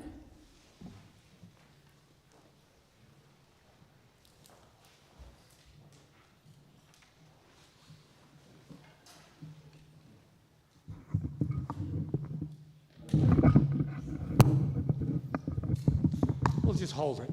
Okay. Madam President, esteemed council members, and Mr. Mayor, I am Gordon Zuckerman. I currently live in Niskayuna, but over 82 years ago, I was born here in Schenectady. I am a proud product of the Schenectady City Schools. I currently own a building on Erie Boulevard where my office has been for many, many years. A number of the council members and I have worked together on building the fabric of the safety nets here in Schenectady for those less fortunate. And personally, I think that we're spending a lot of time where we should be working to help those less fortunate. But tonight I'm here to talk about anti-Semitism, the language in the proposed ceasefire resolution, because it calls for the release of all hostages and political prisoners as if they were morally equivalent. Who are those political partners and prisoners? Well, Yahed Sharar was one serving 4 consecutive life sentences for abducting and murdering 2 Israelis in 1989. Sawar was released in 2011 as part of the prisoner exchange of 1,000 Palestinian militant prisoners for 1 IDF soldier. Sawar later became Hamas leader in Gaza and the architect of the October 7th massacres.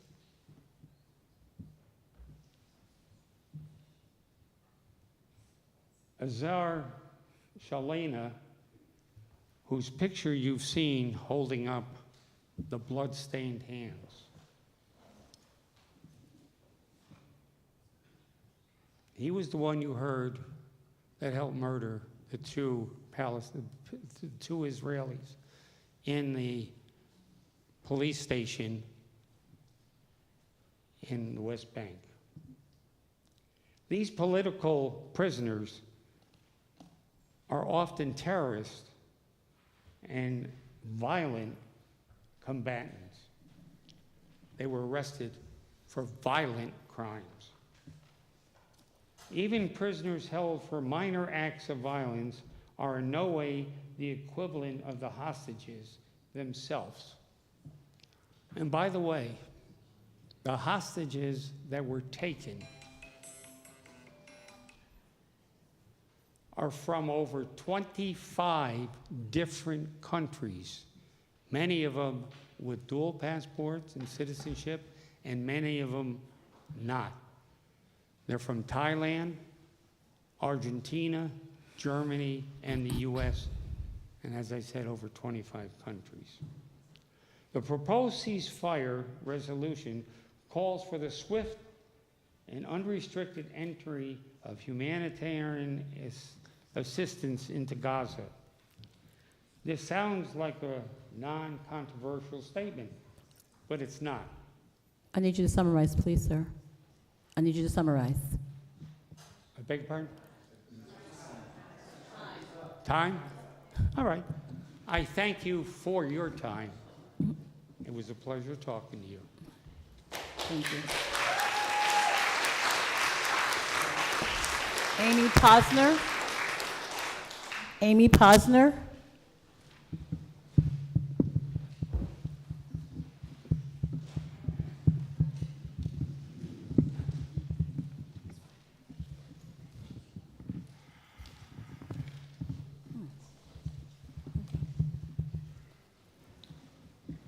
Madam President, esteemed council members, and Mr. Mayor, my name is Amy Posner. I live in the city of Schenectady. I am one of your constituents. Tonight I've come to speak to you about anti-Semitic language in the proposed ceasefire resolution because it calls for the release,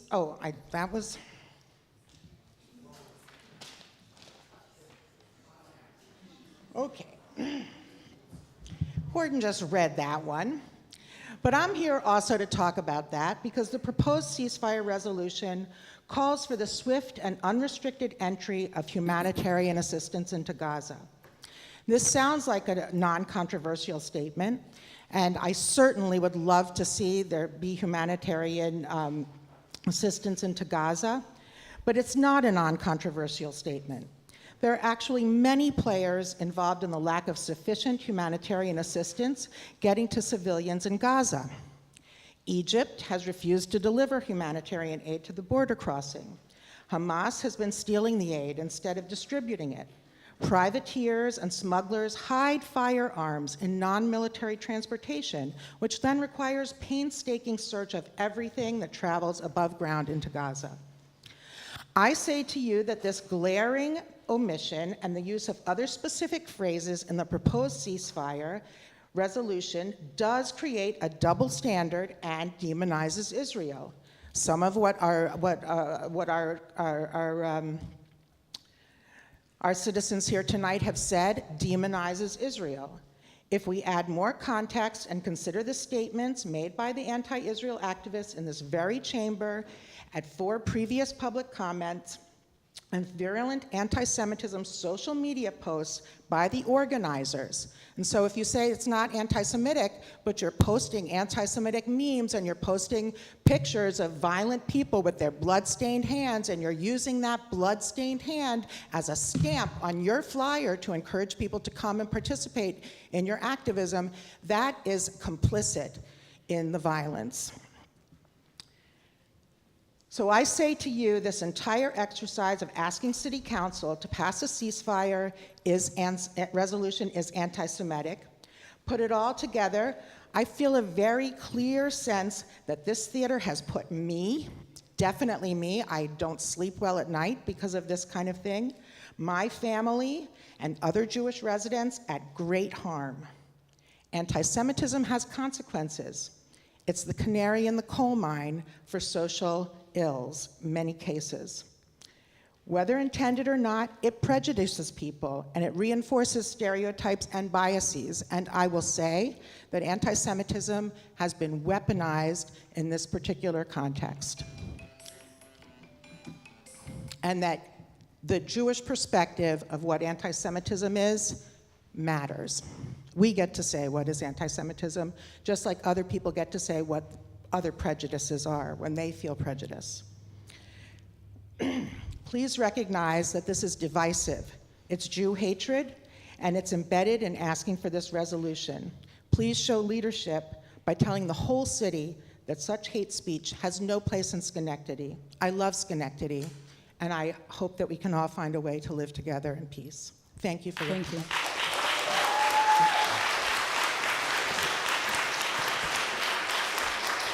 David Posner. David Posner.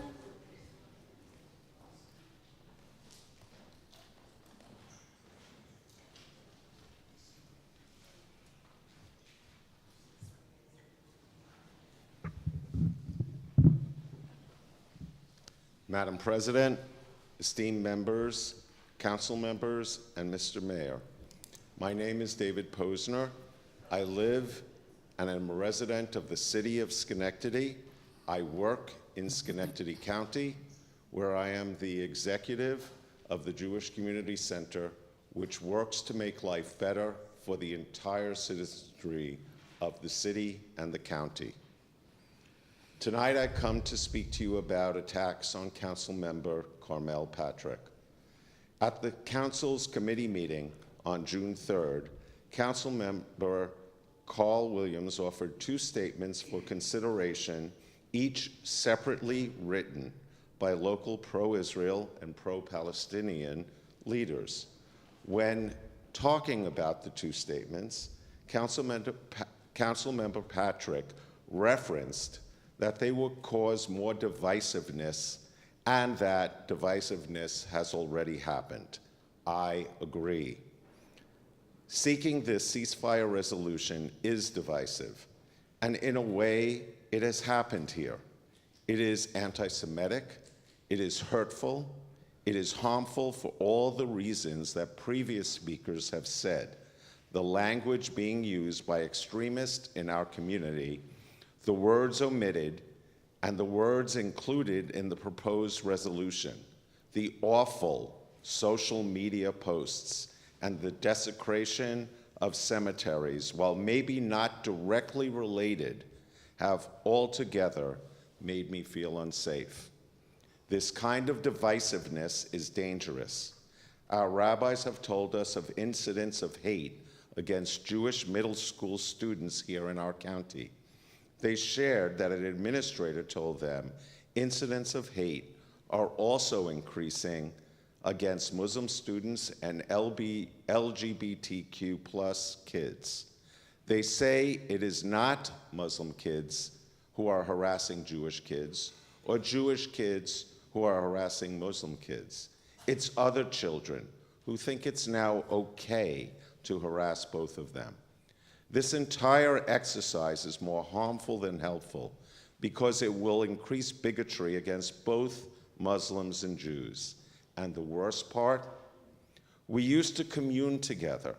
We used to celebrate holidays together. In the past, where either of our communities faced atrocities like the Muslim ban and the Tree of Life massacre, we grieved with each other and consoled each other. But the extremism before this body has created a deep, deep division, and I worry we won't have each other's backs for the next American-made atrocity. Please show your leadership by denouncing the Jew hatred and anti-Semitic speech intertwined with the project of asking for this resolution. Such hate has no place in our city. Thank you for your time.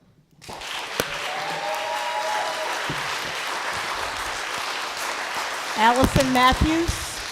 Allison Matthews. Allison Matthews? Okay.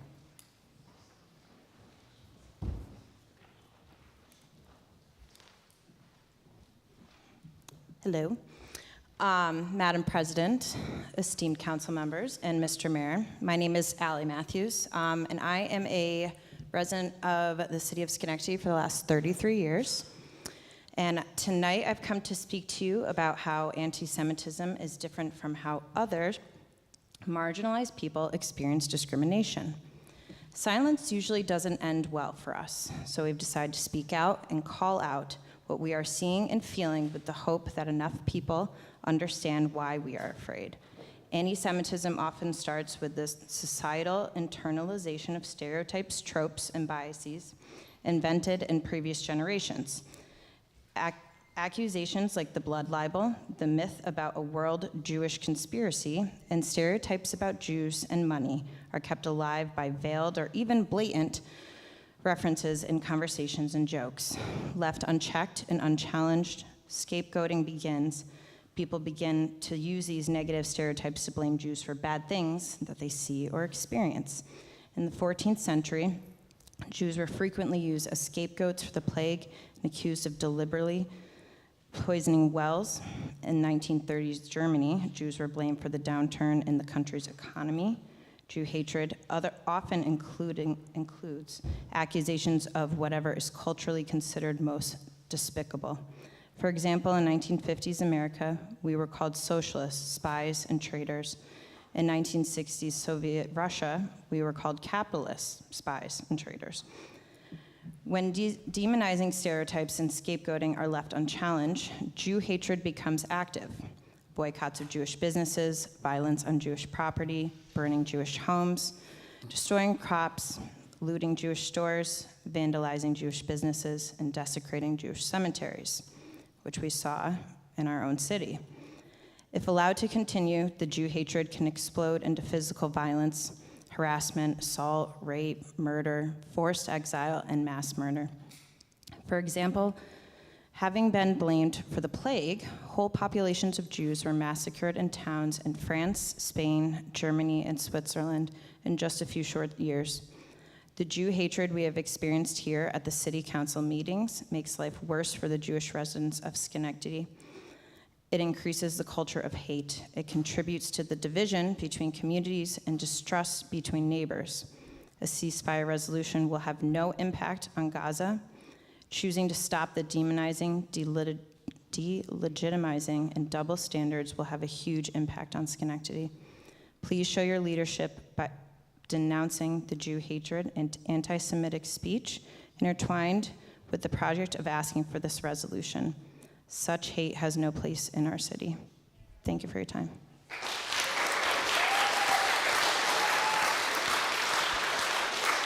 Rabbi Rafi Spitzer. Rabbi Spitzer.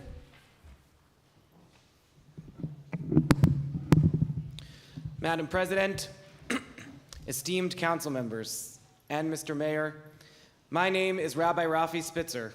I live in the county of Schenectady, and tonight I've come to speak to you proudly and vulnerably about our fear. Of the 8 billion people in the world, there are just 15.7 million Jews, just 0.2% of the worldwide population. In America, we are just 2.4% of the population. In Schenectady County, we are about 2% of the population, about 3,500 Jews out of the 160,000 people who live in this county. There are so very few of us. And we have been relatively quiet at these city council meetings. Many Jewish people spoke against a ceasefire resolution on March 25th, and we did not come to your meetings on April 8th or 22nd because we were celebrating Jewish holidays. But make no mistake, our absence and relative silence does not in any way indicate indifference to the anti-Israel and Jew-hating ceasefire resolution or to the activists' behavior. We are disgusted by their proud displays of Jew hatred, both here and online. It's hard to be here. It's hard to hear their words, to see their online rhetoric and their memes. The activists deny Jewish peoplehood. They deny Jewish history. They minimize Jewish pain and Jewish death. They demonize the Jewish people. They apply a double standard in calling for a ceasefire resolution in this case, but not in all the other world conflicts. They even have the gall to say that our fear isn't legitimate, but is only a tactic used to silence them. While many of us hope for a negotiated end to this war and pray for peace, we loathe the attempts to intimidate, silence, rewrite our history, use tropes and stereotypes to fuel hate against Israel and the Jewish people here in Schenectady. Resolutions calling for a ceasefire have themselves become a term of art, a dog whistle, a code. Even a seemingly innocuous statement that can be held up as Schenectady supports a ceasefire is loaded with assumptions based on the Jew-hating words and behavior of the activists. It is a way of rallying people to the cause of delegitimizing the only Jewish country in the world. Please, recognize the divisive Jew hatred embedded in asking for this resolution and show leadership by telling the whole city that such hate speech has no place in Schenectady. Thank you for your time.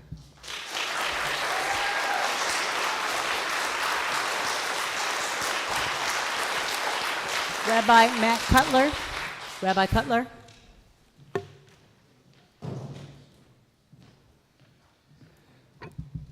I'm Rabbi Matt Cutler. I live in the city of Schenectady and I work in the city of Schenectady. My first request is open a bathroom up here so I can go to the bathroom every once in a while during these meetings. Now, tonight I speak to you about what legitimate criticism of Israel looks like. Israel is an imperfect liberal democracy, just like the United States. Israel is a parliamentary democracy. To form a government requires coalition building, and current coalition government has widely been criticized for giving outsized voice to extremists. Legitimate criticism of Israel's policies can be made without delegitimizing or demonizing Israel. We can hold Israel accountable without applying a double standard. It takes care to consider how our words can cause harm by reinforcing stereotypes. It takes self-examination to discover our internalized biases. I hope that the City of Schenectady Council and the rest of us have learned some history and context for the harm caused by some of the offensive remarks used by activists seeking a ceasefire resolution. Now, I would like to thank Councilmember Carl Williams, along with Councilmember Damani Farley, for trying to get folks to come together to find common ground. I thank you, President Porterfield, for encouraging a communal conversation which could have been a moment for recognition of mutual pain and led to a greater support and understanding instead of this ugly divisiveness. I believe the City Council should stop the harmful exercise in Jew hatred, which is disrupting your meetings and preventing the normal functions of government. The council needs to return to the work of taking care of the city itself. Although I support the ongoing diplomatic efforts toward a peaceful resolution of this war, I oppose a ceasefire resolution in Schenectady because of all the reasons you have already heard. A resolution in Schenectady will not advocate peace or security in the Middle East. And I particularly appreciate the words of Council members Motivaran, as well as Council members Joe Mancini, Carmel Patrick, and Doreen DeVitro, voicing a desire for the City Council to stay out of foreign affairs.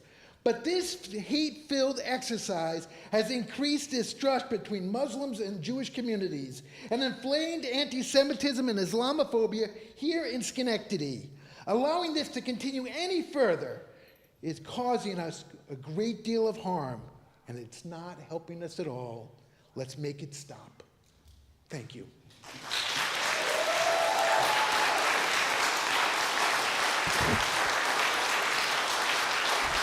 Robert Stern. Robert Stern. Okay. Good evening. I'd like to say shalom to everyone and salam alaikum. My name is Bob Stern. I'm a resident of the city of Schenectady for close to 40 years. I'm currently retired and I'm Jewish. Do I represent the Jewish community? Not really. There's an old Jewish saying, 2 Jews in a room, 3 opinions. So I'm not going to even attempt to tell people that I'm representing a diverse group of people like this. But while I support the right of Israel to exist, I don't support every action or policy of the government. I do support the right to defend themselves, but I also hope, as others have spoken, that the killing of civilians will stop by both sides. And during my working years, I worked on drafting. I worked for the New York State Assembly, like the other young woman who spoke. I worked on drafting legislation and resolutions, actually. So I've had experience trying to do that. It's a really difficult task. And I'd like to say that a lot of people keep saying the social media content is abhorrent, and the resolution that the 2 members are trying to draft is somehow associated that. I don't believe either one of you have made social media posts that are abhorrent. And if that occurs, that's obviously should be criticized. But if you're working in good faith to try to draft a resolution that would address the concerns that people have brought to you without demonizing, without hatred, without blood libels or whatever else, I'm assuming that's your goal and that's what you're trying to do. However, as I said, that it's a difficult thing to do, to try to draft something that would do that. And I think that that's why I would agree that with a lot of people who say it's not something the council could do. Not because it's not right, not because it's not just, not because your attempts aren't good-hearted, but it's just really difficult to do. And I think that you could get bogged down, as others have said, about dealing with the other conflicts in the world that people may come to you with. We have people who represent, or you have constituents who are from countries where there's other kinds of similar conflicts going on. They may come to you, once you do this resolution, asking for others. And I think that that would be the council could get really bogged down trying to satisfy those needs. You have no obligation to do anything. You aren't elected to sort out complex disputes around the world. Just because someone asks you to do it, it's not part of your job you were elected to. It is something you could do. I'm not saying that it's out of, I mean, people have made good points here tonight about why they think the council should do that. But anyway, nobody's really offered any other solutions tonight. I don't know that I have a solution, but I would think that if you decide you absolutely have to go on record with something, that you might be able to limit it to asking the U.S. government to support efforts to end armed conflicts and protect the rights of people around the world to live in peace. Something to that effect. At least you will only have to do it once, and then you won't have to do it again. Thank you for your time. Thank you. Maxine George. Maxine George.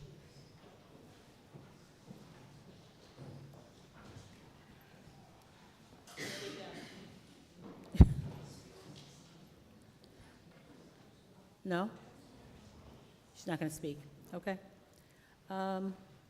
Valerie Troiano?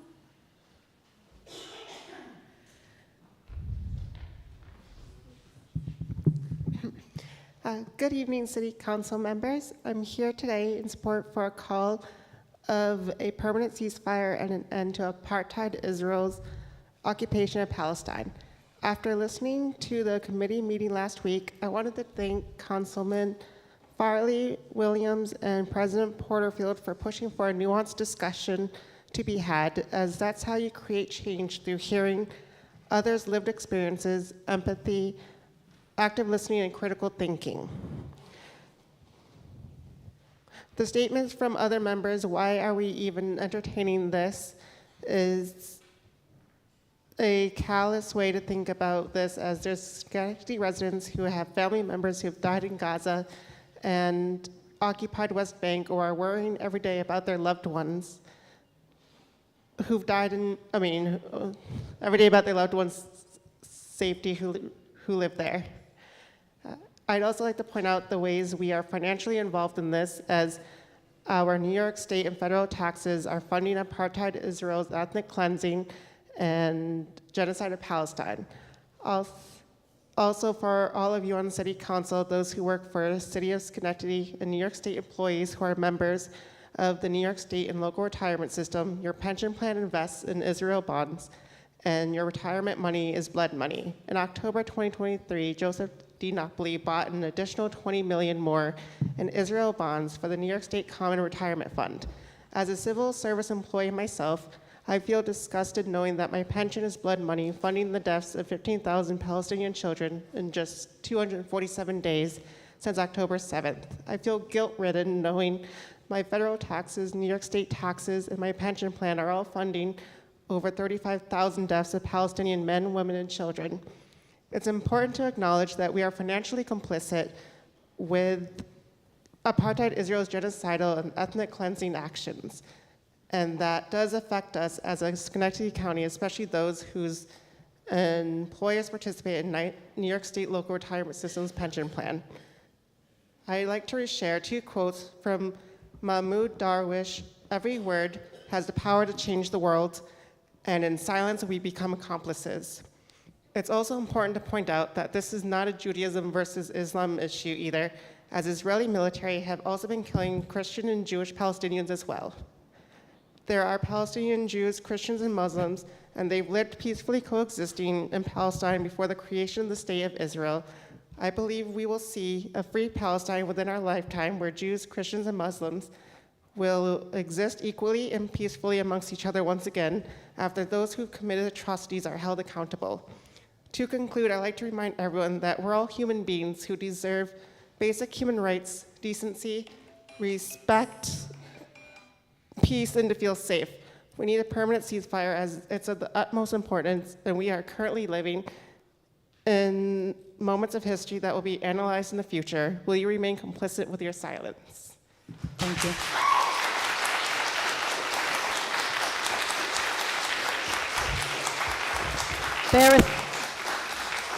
Faris Amir. Faris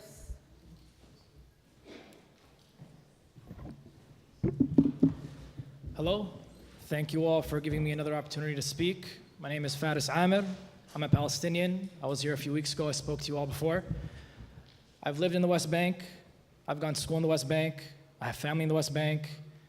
I've come before you today to speak partly about my experiences in the West Bank and in the apartheid that I have seen with my eyes, where roads have been segregated by race, where I've been denied entry into Jerusalem because of my race, where settler violence has burnt down the homes, businesses, and farms of my family members in my village. We can talk about all the things we think it's like, all the ideas we have about the West Bank, but I've been there and I'm telling you, it is an apartheid. But I didn't come here today just to talk about my past and my experiences. What we came here today to talk about is this ceasefire resolution. And I'd like to thank you for listening and hearing from me as a Palestinian, because this is something that I'm not used to growing up, that hasn't been the standard in my life. As a Palestinian, our voices are always marginalized, ignored, and just left on the side. And I guess it took 37,000 dead Palestinians in Gaza to have our voices finally heard. As a Palestinian, all we've ever wanted was basic human rights, the right to live freely and peace. So let me ask you, why is it that when the entire world calls for a ceasefire, Schenectady wants to stay quiet? Why is it that the entire world has heard our voices, but Schenectady turns a deaf ear? Over 100 American cities have called for a ceasefire. 150 plus countries have called for a ceasefire. Today, the UN Security Council adopted a ceasefire resolution proposed by the US. So what are we waiting for? What is Schenectady waiting for? We're asking for hostages to be released on both sides. We're asking for civilian deaths to stop on both sides. We're asking for peace. And while the entire world, again, calls for a ceasefire, we're just sitting here quietly, not wanting to get involved. Show us that you're not okay with civilians dying on either side. Show us that you want hostages released on both sides, peace on both sides, that you're not okay with 15,000 children dying. Show us that our voices matter and that you care. Thank you.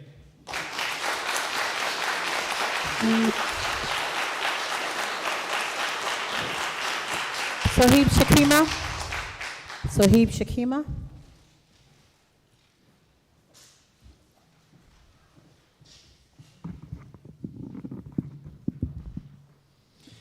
It is funny because this afternoon I was just chatting with a Jewish friend of mine in an effort to mobilize and fight for tenants' rights here in the capital region. That sounds like the most anti-Semitic thing to do, I guess.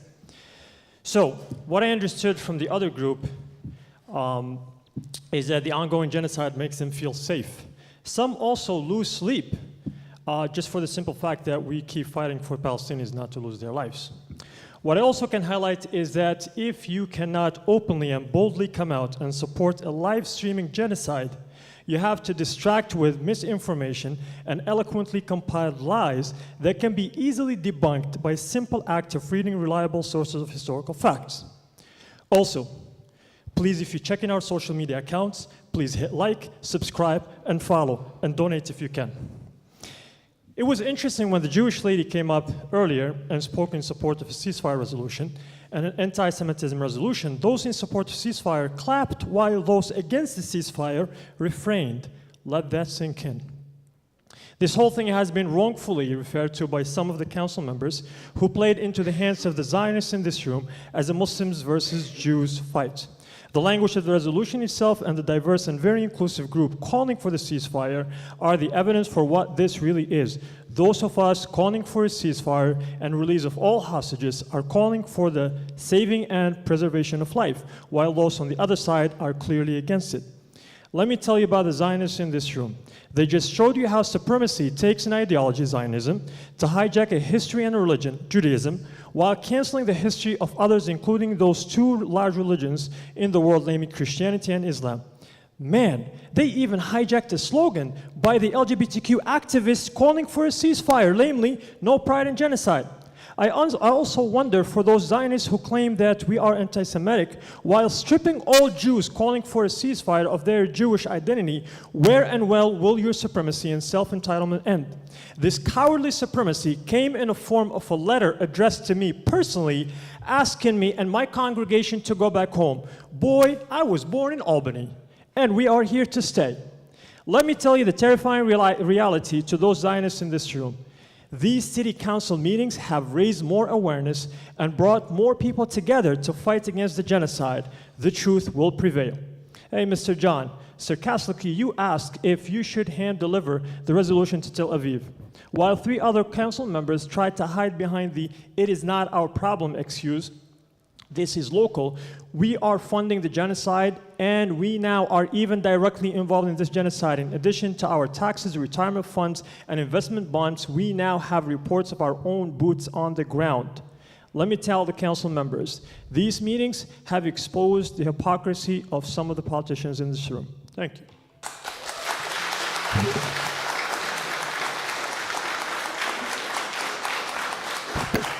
Matt Oil.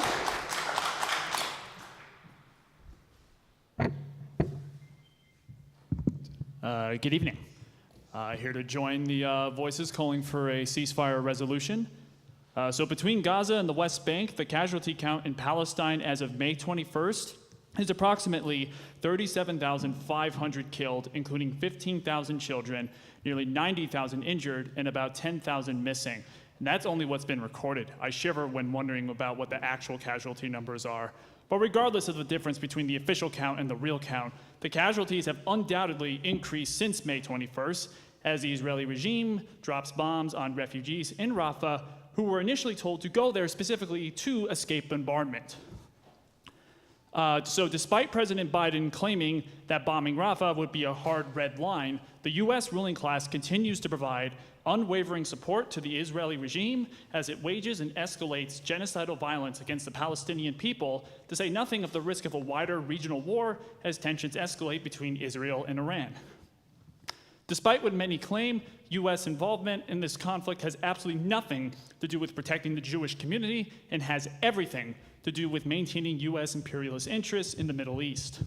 The working class here and everywhere, including here in Schenectady, has absolutely nothing to gain from this bloodshed. Every bomb dropped is wasted money that could be invested in education, housing, healthcare, infrastructure, etc. So, long story short, a ceasefire is a critical first step towards ending this bloodshed, and I hope the City Council will play a part in moving us in that direction by passing a ceasefire resolution. Thank you.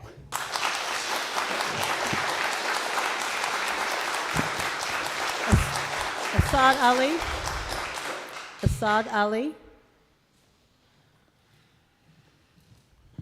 Hey everyone, this is my second time over here, and I work as an engineer in Verizon, and I've been in United States for past 14 years. And I come here because I see these messages, and I come here to support Palestine people.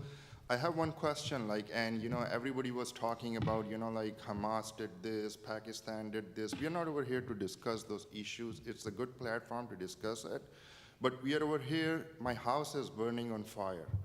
What would I do? Oh, my elder daughter put the switch on, my little daughter did this. We are not here to find who did what. We can find it later on, but my first action is to stop the fire, to put the water on the fire and let everything calm down.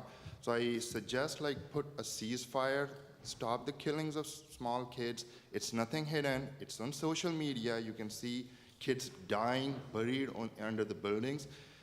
As a US government, they can put a stop sign to that, they can put a genocide to that. My English is not very good, I honestly don't even understand what genocide means. But stop the killing of innocent people over there, small kids. They should not be killed in the first place, and then when we can figure it out, who's right and who's wrong. So since I have time, I will put some light who's right and who's wrong. A fellow human being over here said that Pakistan was developed in that country. I am a Pakistani guy.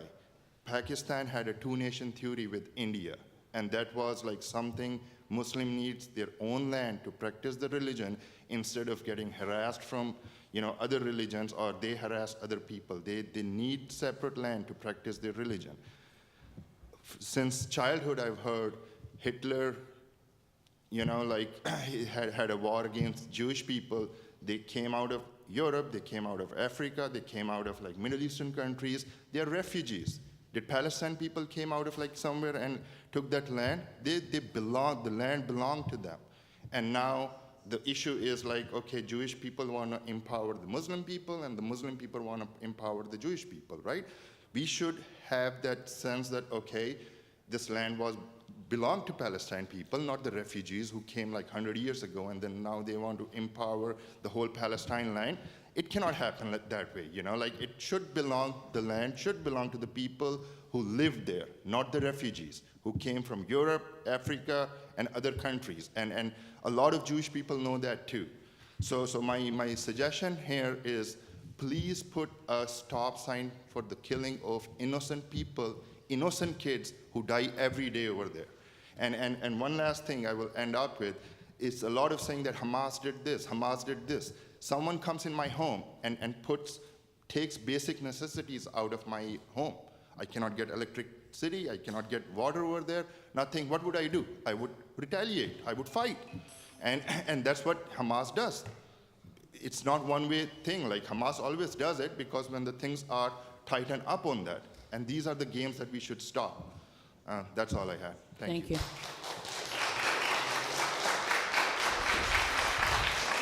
Layla, I'm not going to try to say your last name because I really can't read it. It starts with a K. Layla Khafega, thank you. I left my children in the tent to find them something to eat. I hugged them as if I knew it would be the last time. I ran back when I heard airstrikes. I found my 6 children burnt to a crisp. I picked them up as piles of sand. This is from a mother who last week lost her 6 children in an airstrike from Israel and the army that they proudly claimed, one of many that they have proudly claimed that my tax dollars have funded. I feel the need to clarify that I'm more a Semite than majority of the people in this room, as both sides of my family were from Palestine and are still waiting to return home. I'm not anti myself, I'm anti-violence. I'm really struggling after 9 months to understand how people want to continue killing innocent people. I'm struggling to understand how someone could see a call for freedom as their demise.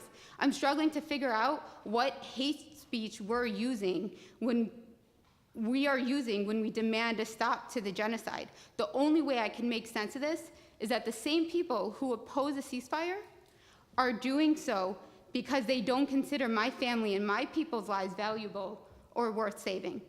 We are lesser in their eyes.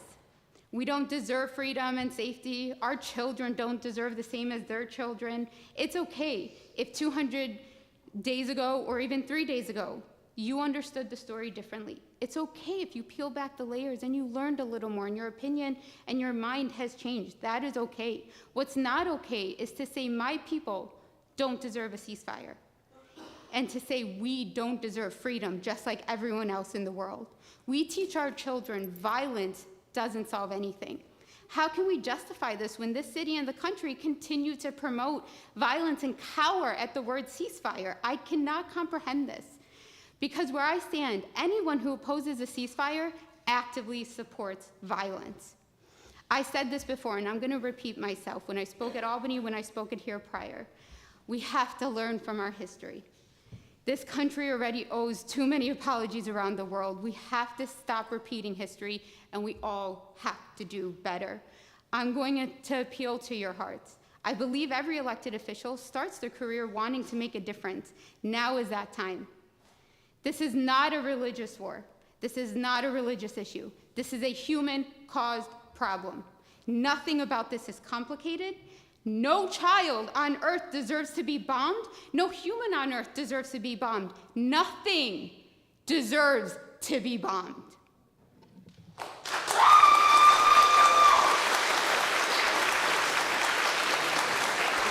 Sean Young.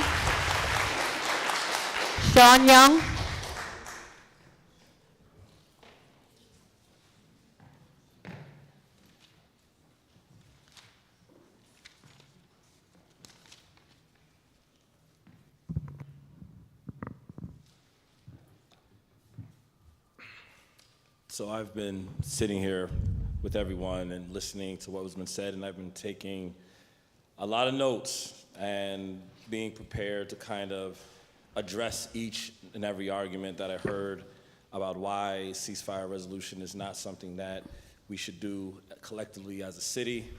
I heard arguments that Israelis and Jews are rooted to the land.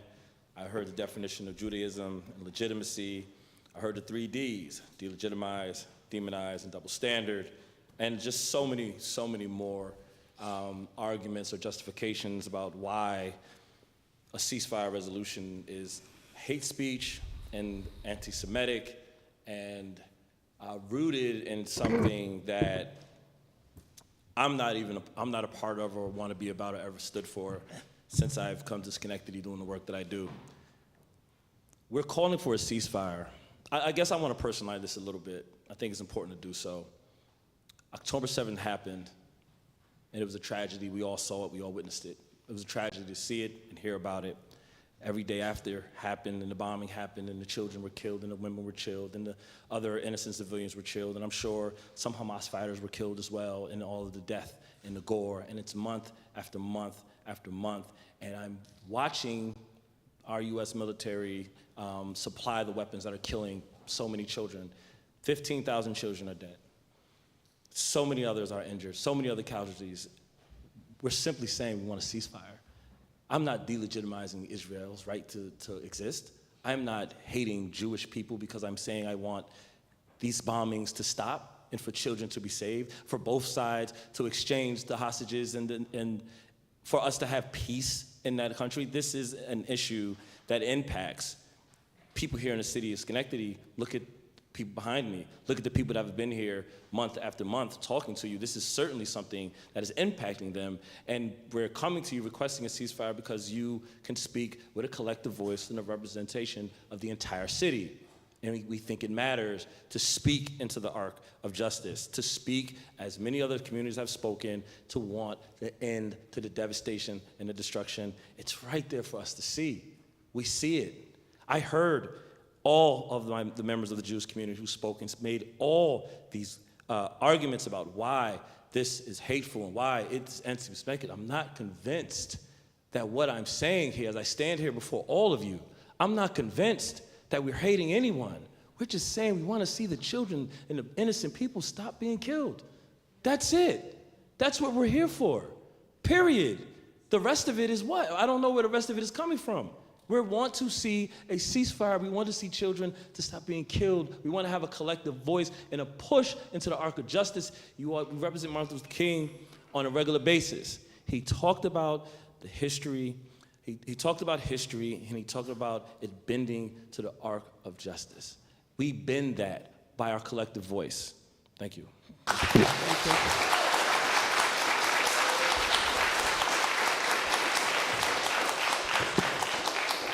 I have no one else signed up to speak, so I declare the public comment of city business closed. This time, any miscellaneous business of the council? Miscellaneous business of the council? Ms. Patrick?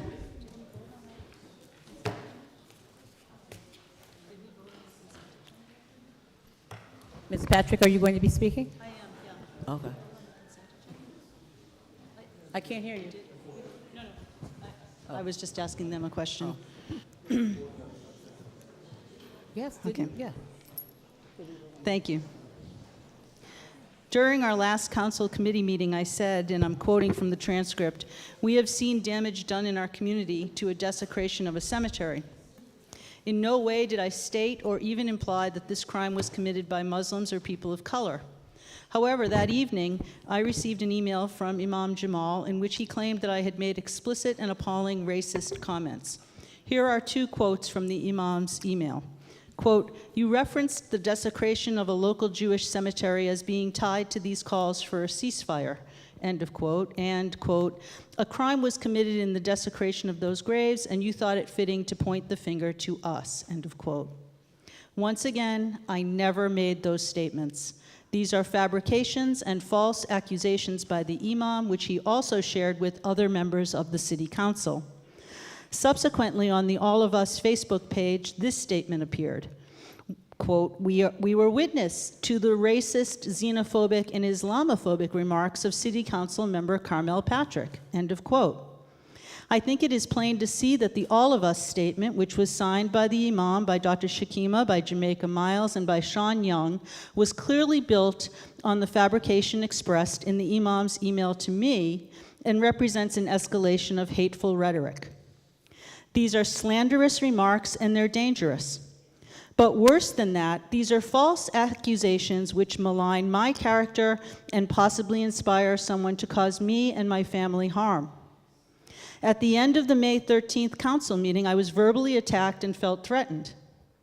In his email, the Imam also stated that my claims of being afraid cemented my racism. Actually, I was so shaken that for the first time since I've served on council, I asked one of the police officers who was present to escort me to my car. Do I need to remind people of the public officials who have been physically attacked by people who disagree with them? The Imam, by downplaying and subverting my feelings during this incident, was choosing to misrepresent me in a dismissive and inappropriate fashion. I get to say when I'm feeling afraid, and fear of emotional terrorism does not brand me a racist. I am not a racist.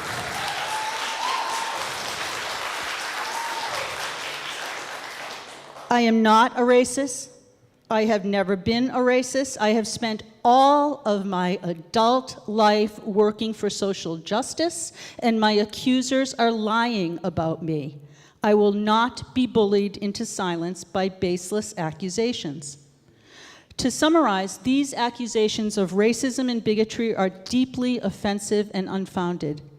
My comments were in no way intended to be racist or offensive, but rather to highlight the broader implications of the resolutions being discussed and the divisive impact they could have on our community, which I think we're seeing.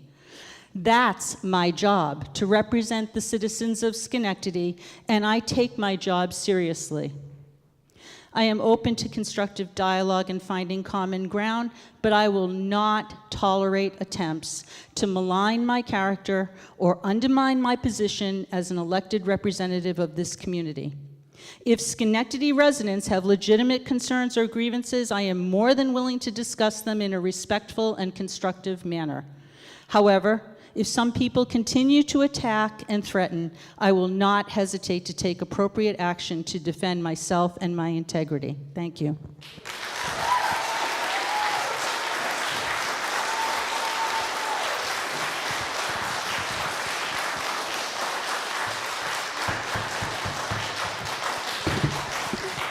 Councilman Farley.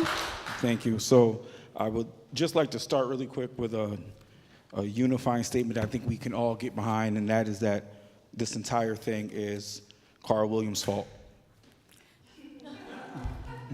Councilman Williams took the initiative to try to start some dialogue, which I was felt compelled and honored to kind of take part in as well.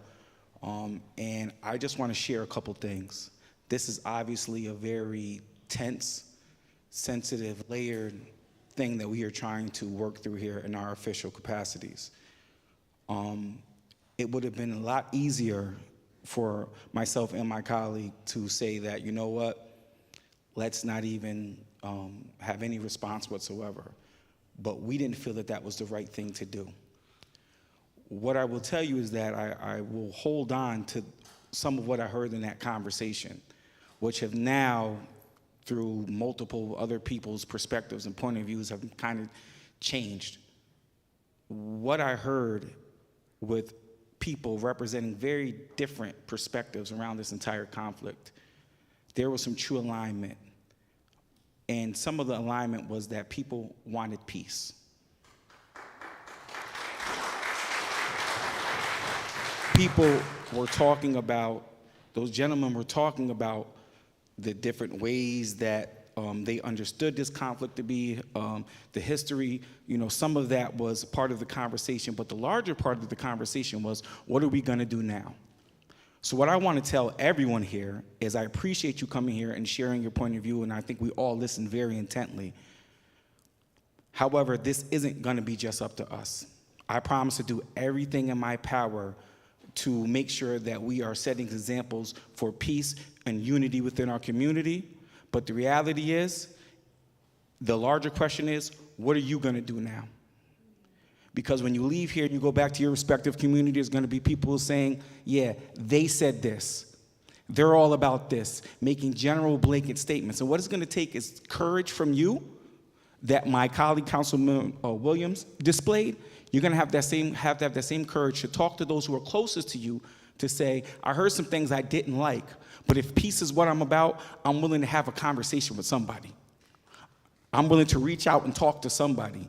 And I think that if you do that in a constructive way, then I think that what we all can end up doing is at least moving the needle, whatever side of this conflict, and there's multiple things and multiple truths can be true at the same time, is that if we can just concentrate on the things that I keep hearing from people, is that we want peace and we want people to feel safe. But that's not going to be accomplished by any action that we take solely. That's going to take you. That's going to take your neighbors. That's going to take the people of your congregation to reach out to others and try to engage in a conversation and a dialogue that represents and is in line with the things that you're so boldly coming here saying before us, which is peace and unity. Thank you.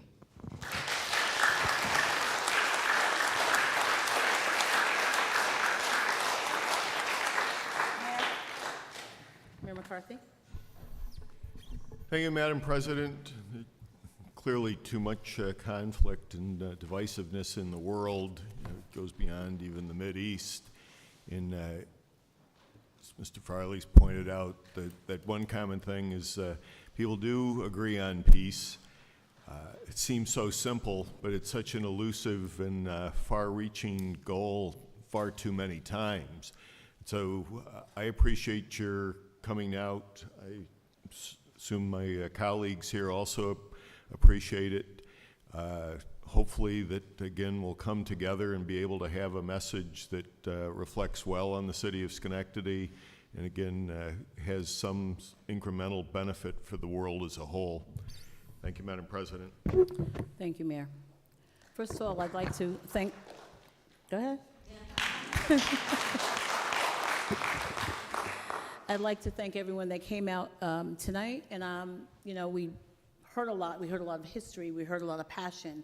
We heard a lot of opinions. We heard some finger pointing.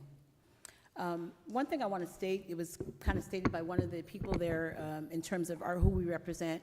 And I just want to state very clearly that those of us who are elected in the city of Schenectady represent everyone that lives in the city of Schenectady. It has nothing to do with your ethnicity, your, whether you're a male or female or whatever. So I just want to make that very clear that we aren't here to represent any one certain group of people, because that statement was kind of implied today, in my opinion. The Bible says that the tongue is a mighty weapon.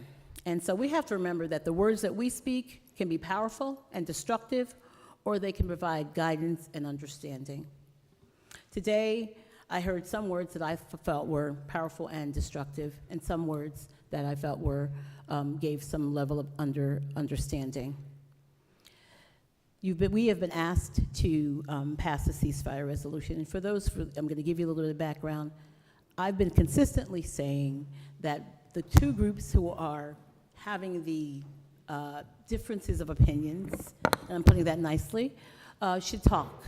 And so what Councilman Williams attempted to do was to bring the groups together to have those conversations so that we would get to a place where the two groups would be able to talk to each other and work towards a solution for the disagreements that is between the two groups. And I'm talking about locally. And in terms of the resolution that was brought forward, both leaders from both groups were given the opportunity to provide resolutions or statements to us, and that is what happened. So I don't want people to walk out of this room with the misunderstanding that there was only a resolution that was presented and there was no statement from the leadership of the Jewish community, because there was.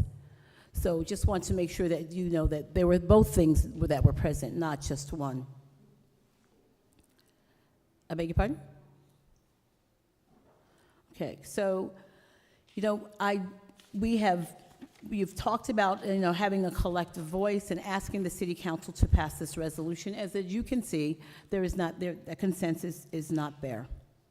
And I also want to state that we are not doing the city's business, although this has taken a lot of our time. I can't disagree with that, but we have continued to do that. We've heard a lot about what hate speech is and what people interpret it to be. And one thing that I always say is how you see it depends on where you sit. So some people may not see it as hate speech, and you do see it as hate speech, and I understand that. But we have a lot of work to do in this community as far as I'm concerned, because what this has brought forward, in my opinion, is not so much the conflict that's happening in Gaza, but the divisiveness, the divide in our community, and did it exist prior to this, or did this bring it to the surface? That's the question we really have to ask ourselves. The UN Security Council passed their draft resolution, which is aimed at halting the blood fighting. And to me, a ceasefire means that both sides lay down their weapons and stop attacking each other. The young lady who wanted me to see her sign, and I did see your sign, it said that peace takes both sides to do it. And so that is my understanding of what this is about. Ladies and gentlemen, if you're looking for a resolution, I'm going to tell you, quite frankly, I don't see that coming forward from this council. We have spent months working on it. We have spent meetings, and we're trying to help resolve this, and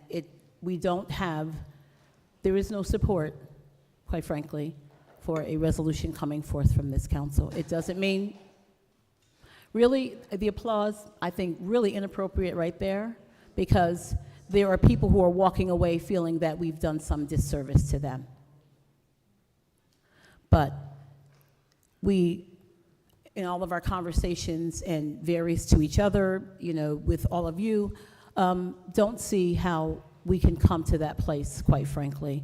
And so each of us, as I said, offered to people at the committee meeting, can state what their positions are and support the resolution from the UN, if that's where their support is.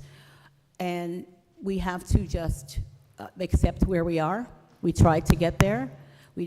One council member asked if we would just issue a statement that we wouldn't do anything. We also did not entertain that, because we're well beyond that, in my opinion.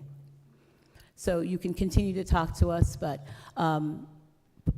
trying to put forth a resolution, quite honestly, there are not the votes. It takes votes to get a resolution passed, and there are just not enough votes to do that. We'll continue to work with the communities. I tell you again, I think that there should be more conversations to have a better understanding where each person stands. And I really, really don't know what else to say. We have just tried and tried for months on end and weeks, and this is where we are at this point. So thank you all again for coming, and I hope you respect people's individual positions. And let me just say, I feel no threat from any of you coming here. I think, you know, you have your right to say what it is you have to say. And as long as we're not saying things that are divisive or making other people feel uncomfortable. So the rabbi and I did have a conversation, and we were talking, you know, again, like he said some things were anti-Semitic and some things were Jew-hating. And I told him that from here, I didn't understand that because I've not lived that, I didn't have that lived experience. So we really need to have a conversation to talk and try to get through this as a community, because after it's all said and done, we all still have to live here together as brothers and sisters. And I think some of the work that was done before this happened, unfortunately, I have seen undone in these past few months and weeks. So I have nothing more to say, and I'll just entertain a motion to adjourn. Moved by Ms. Patrick. Second by Mr. Farley. All those in favor? Aye. We are adjourned.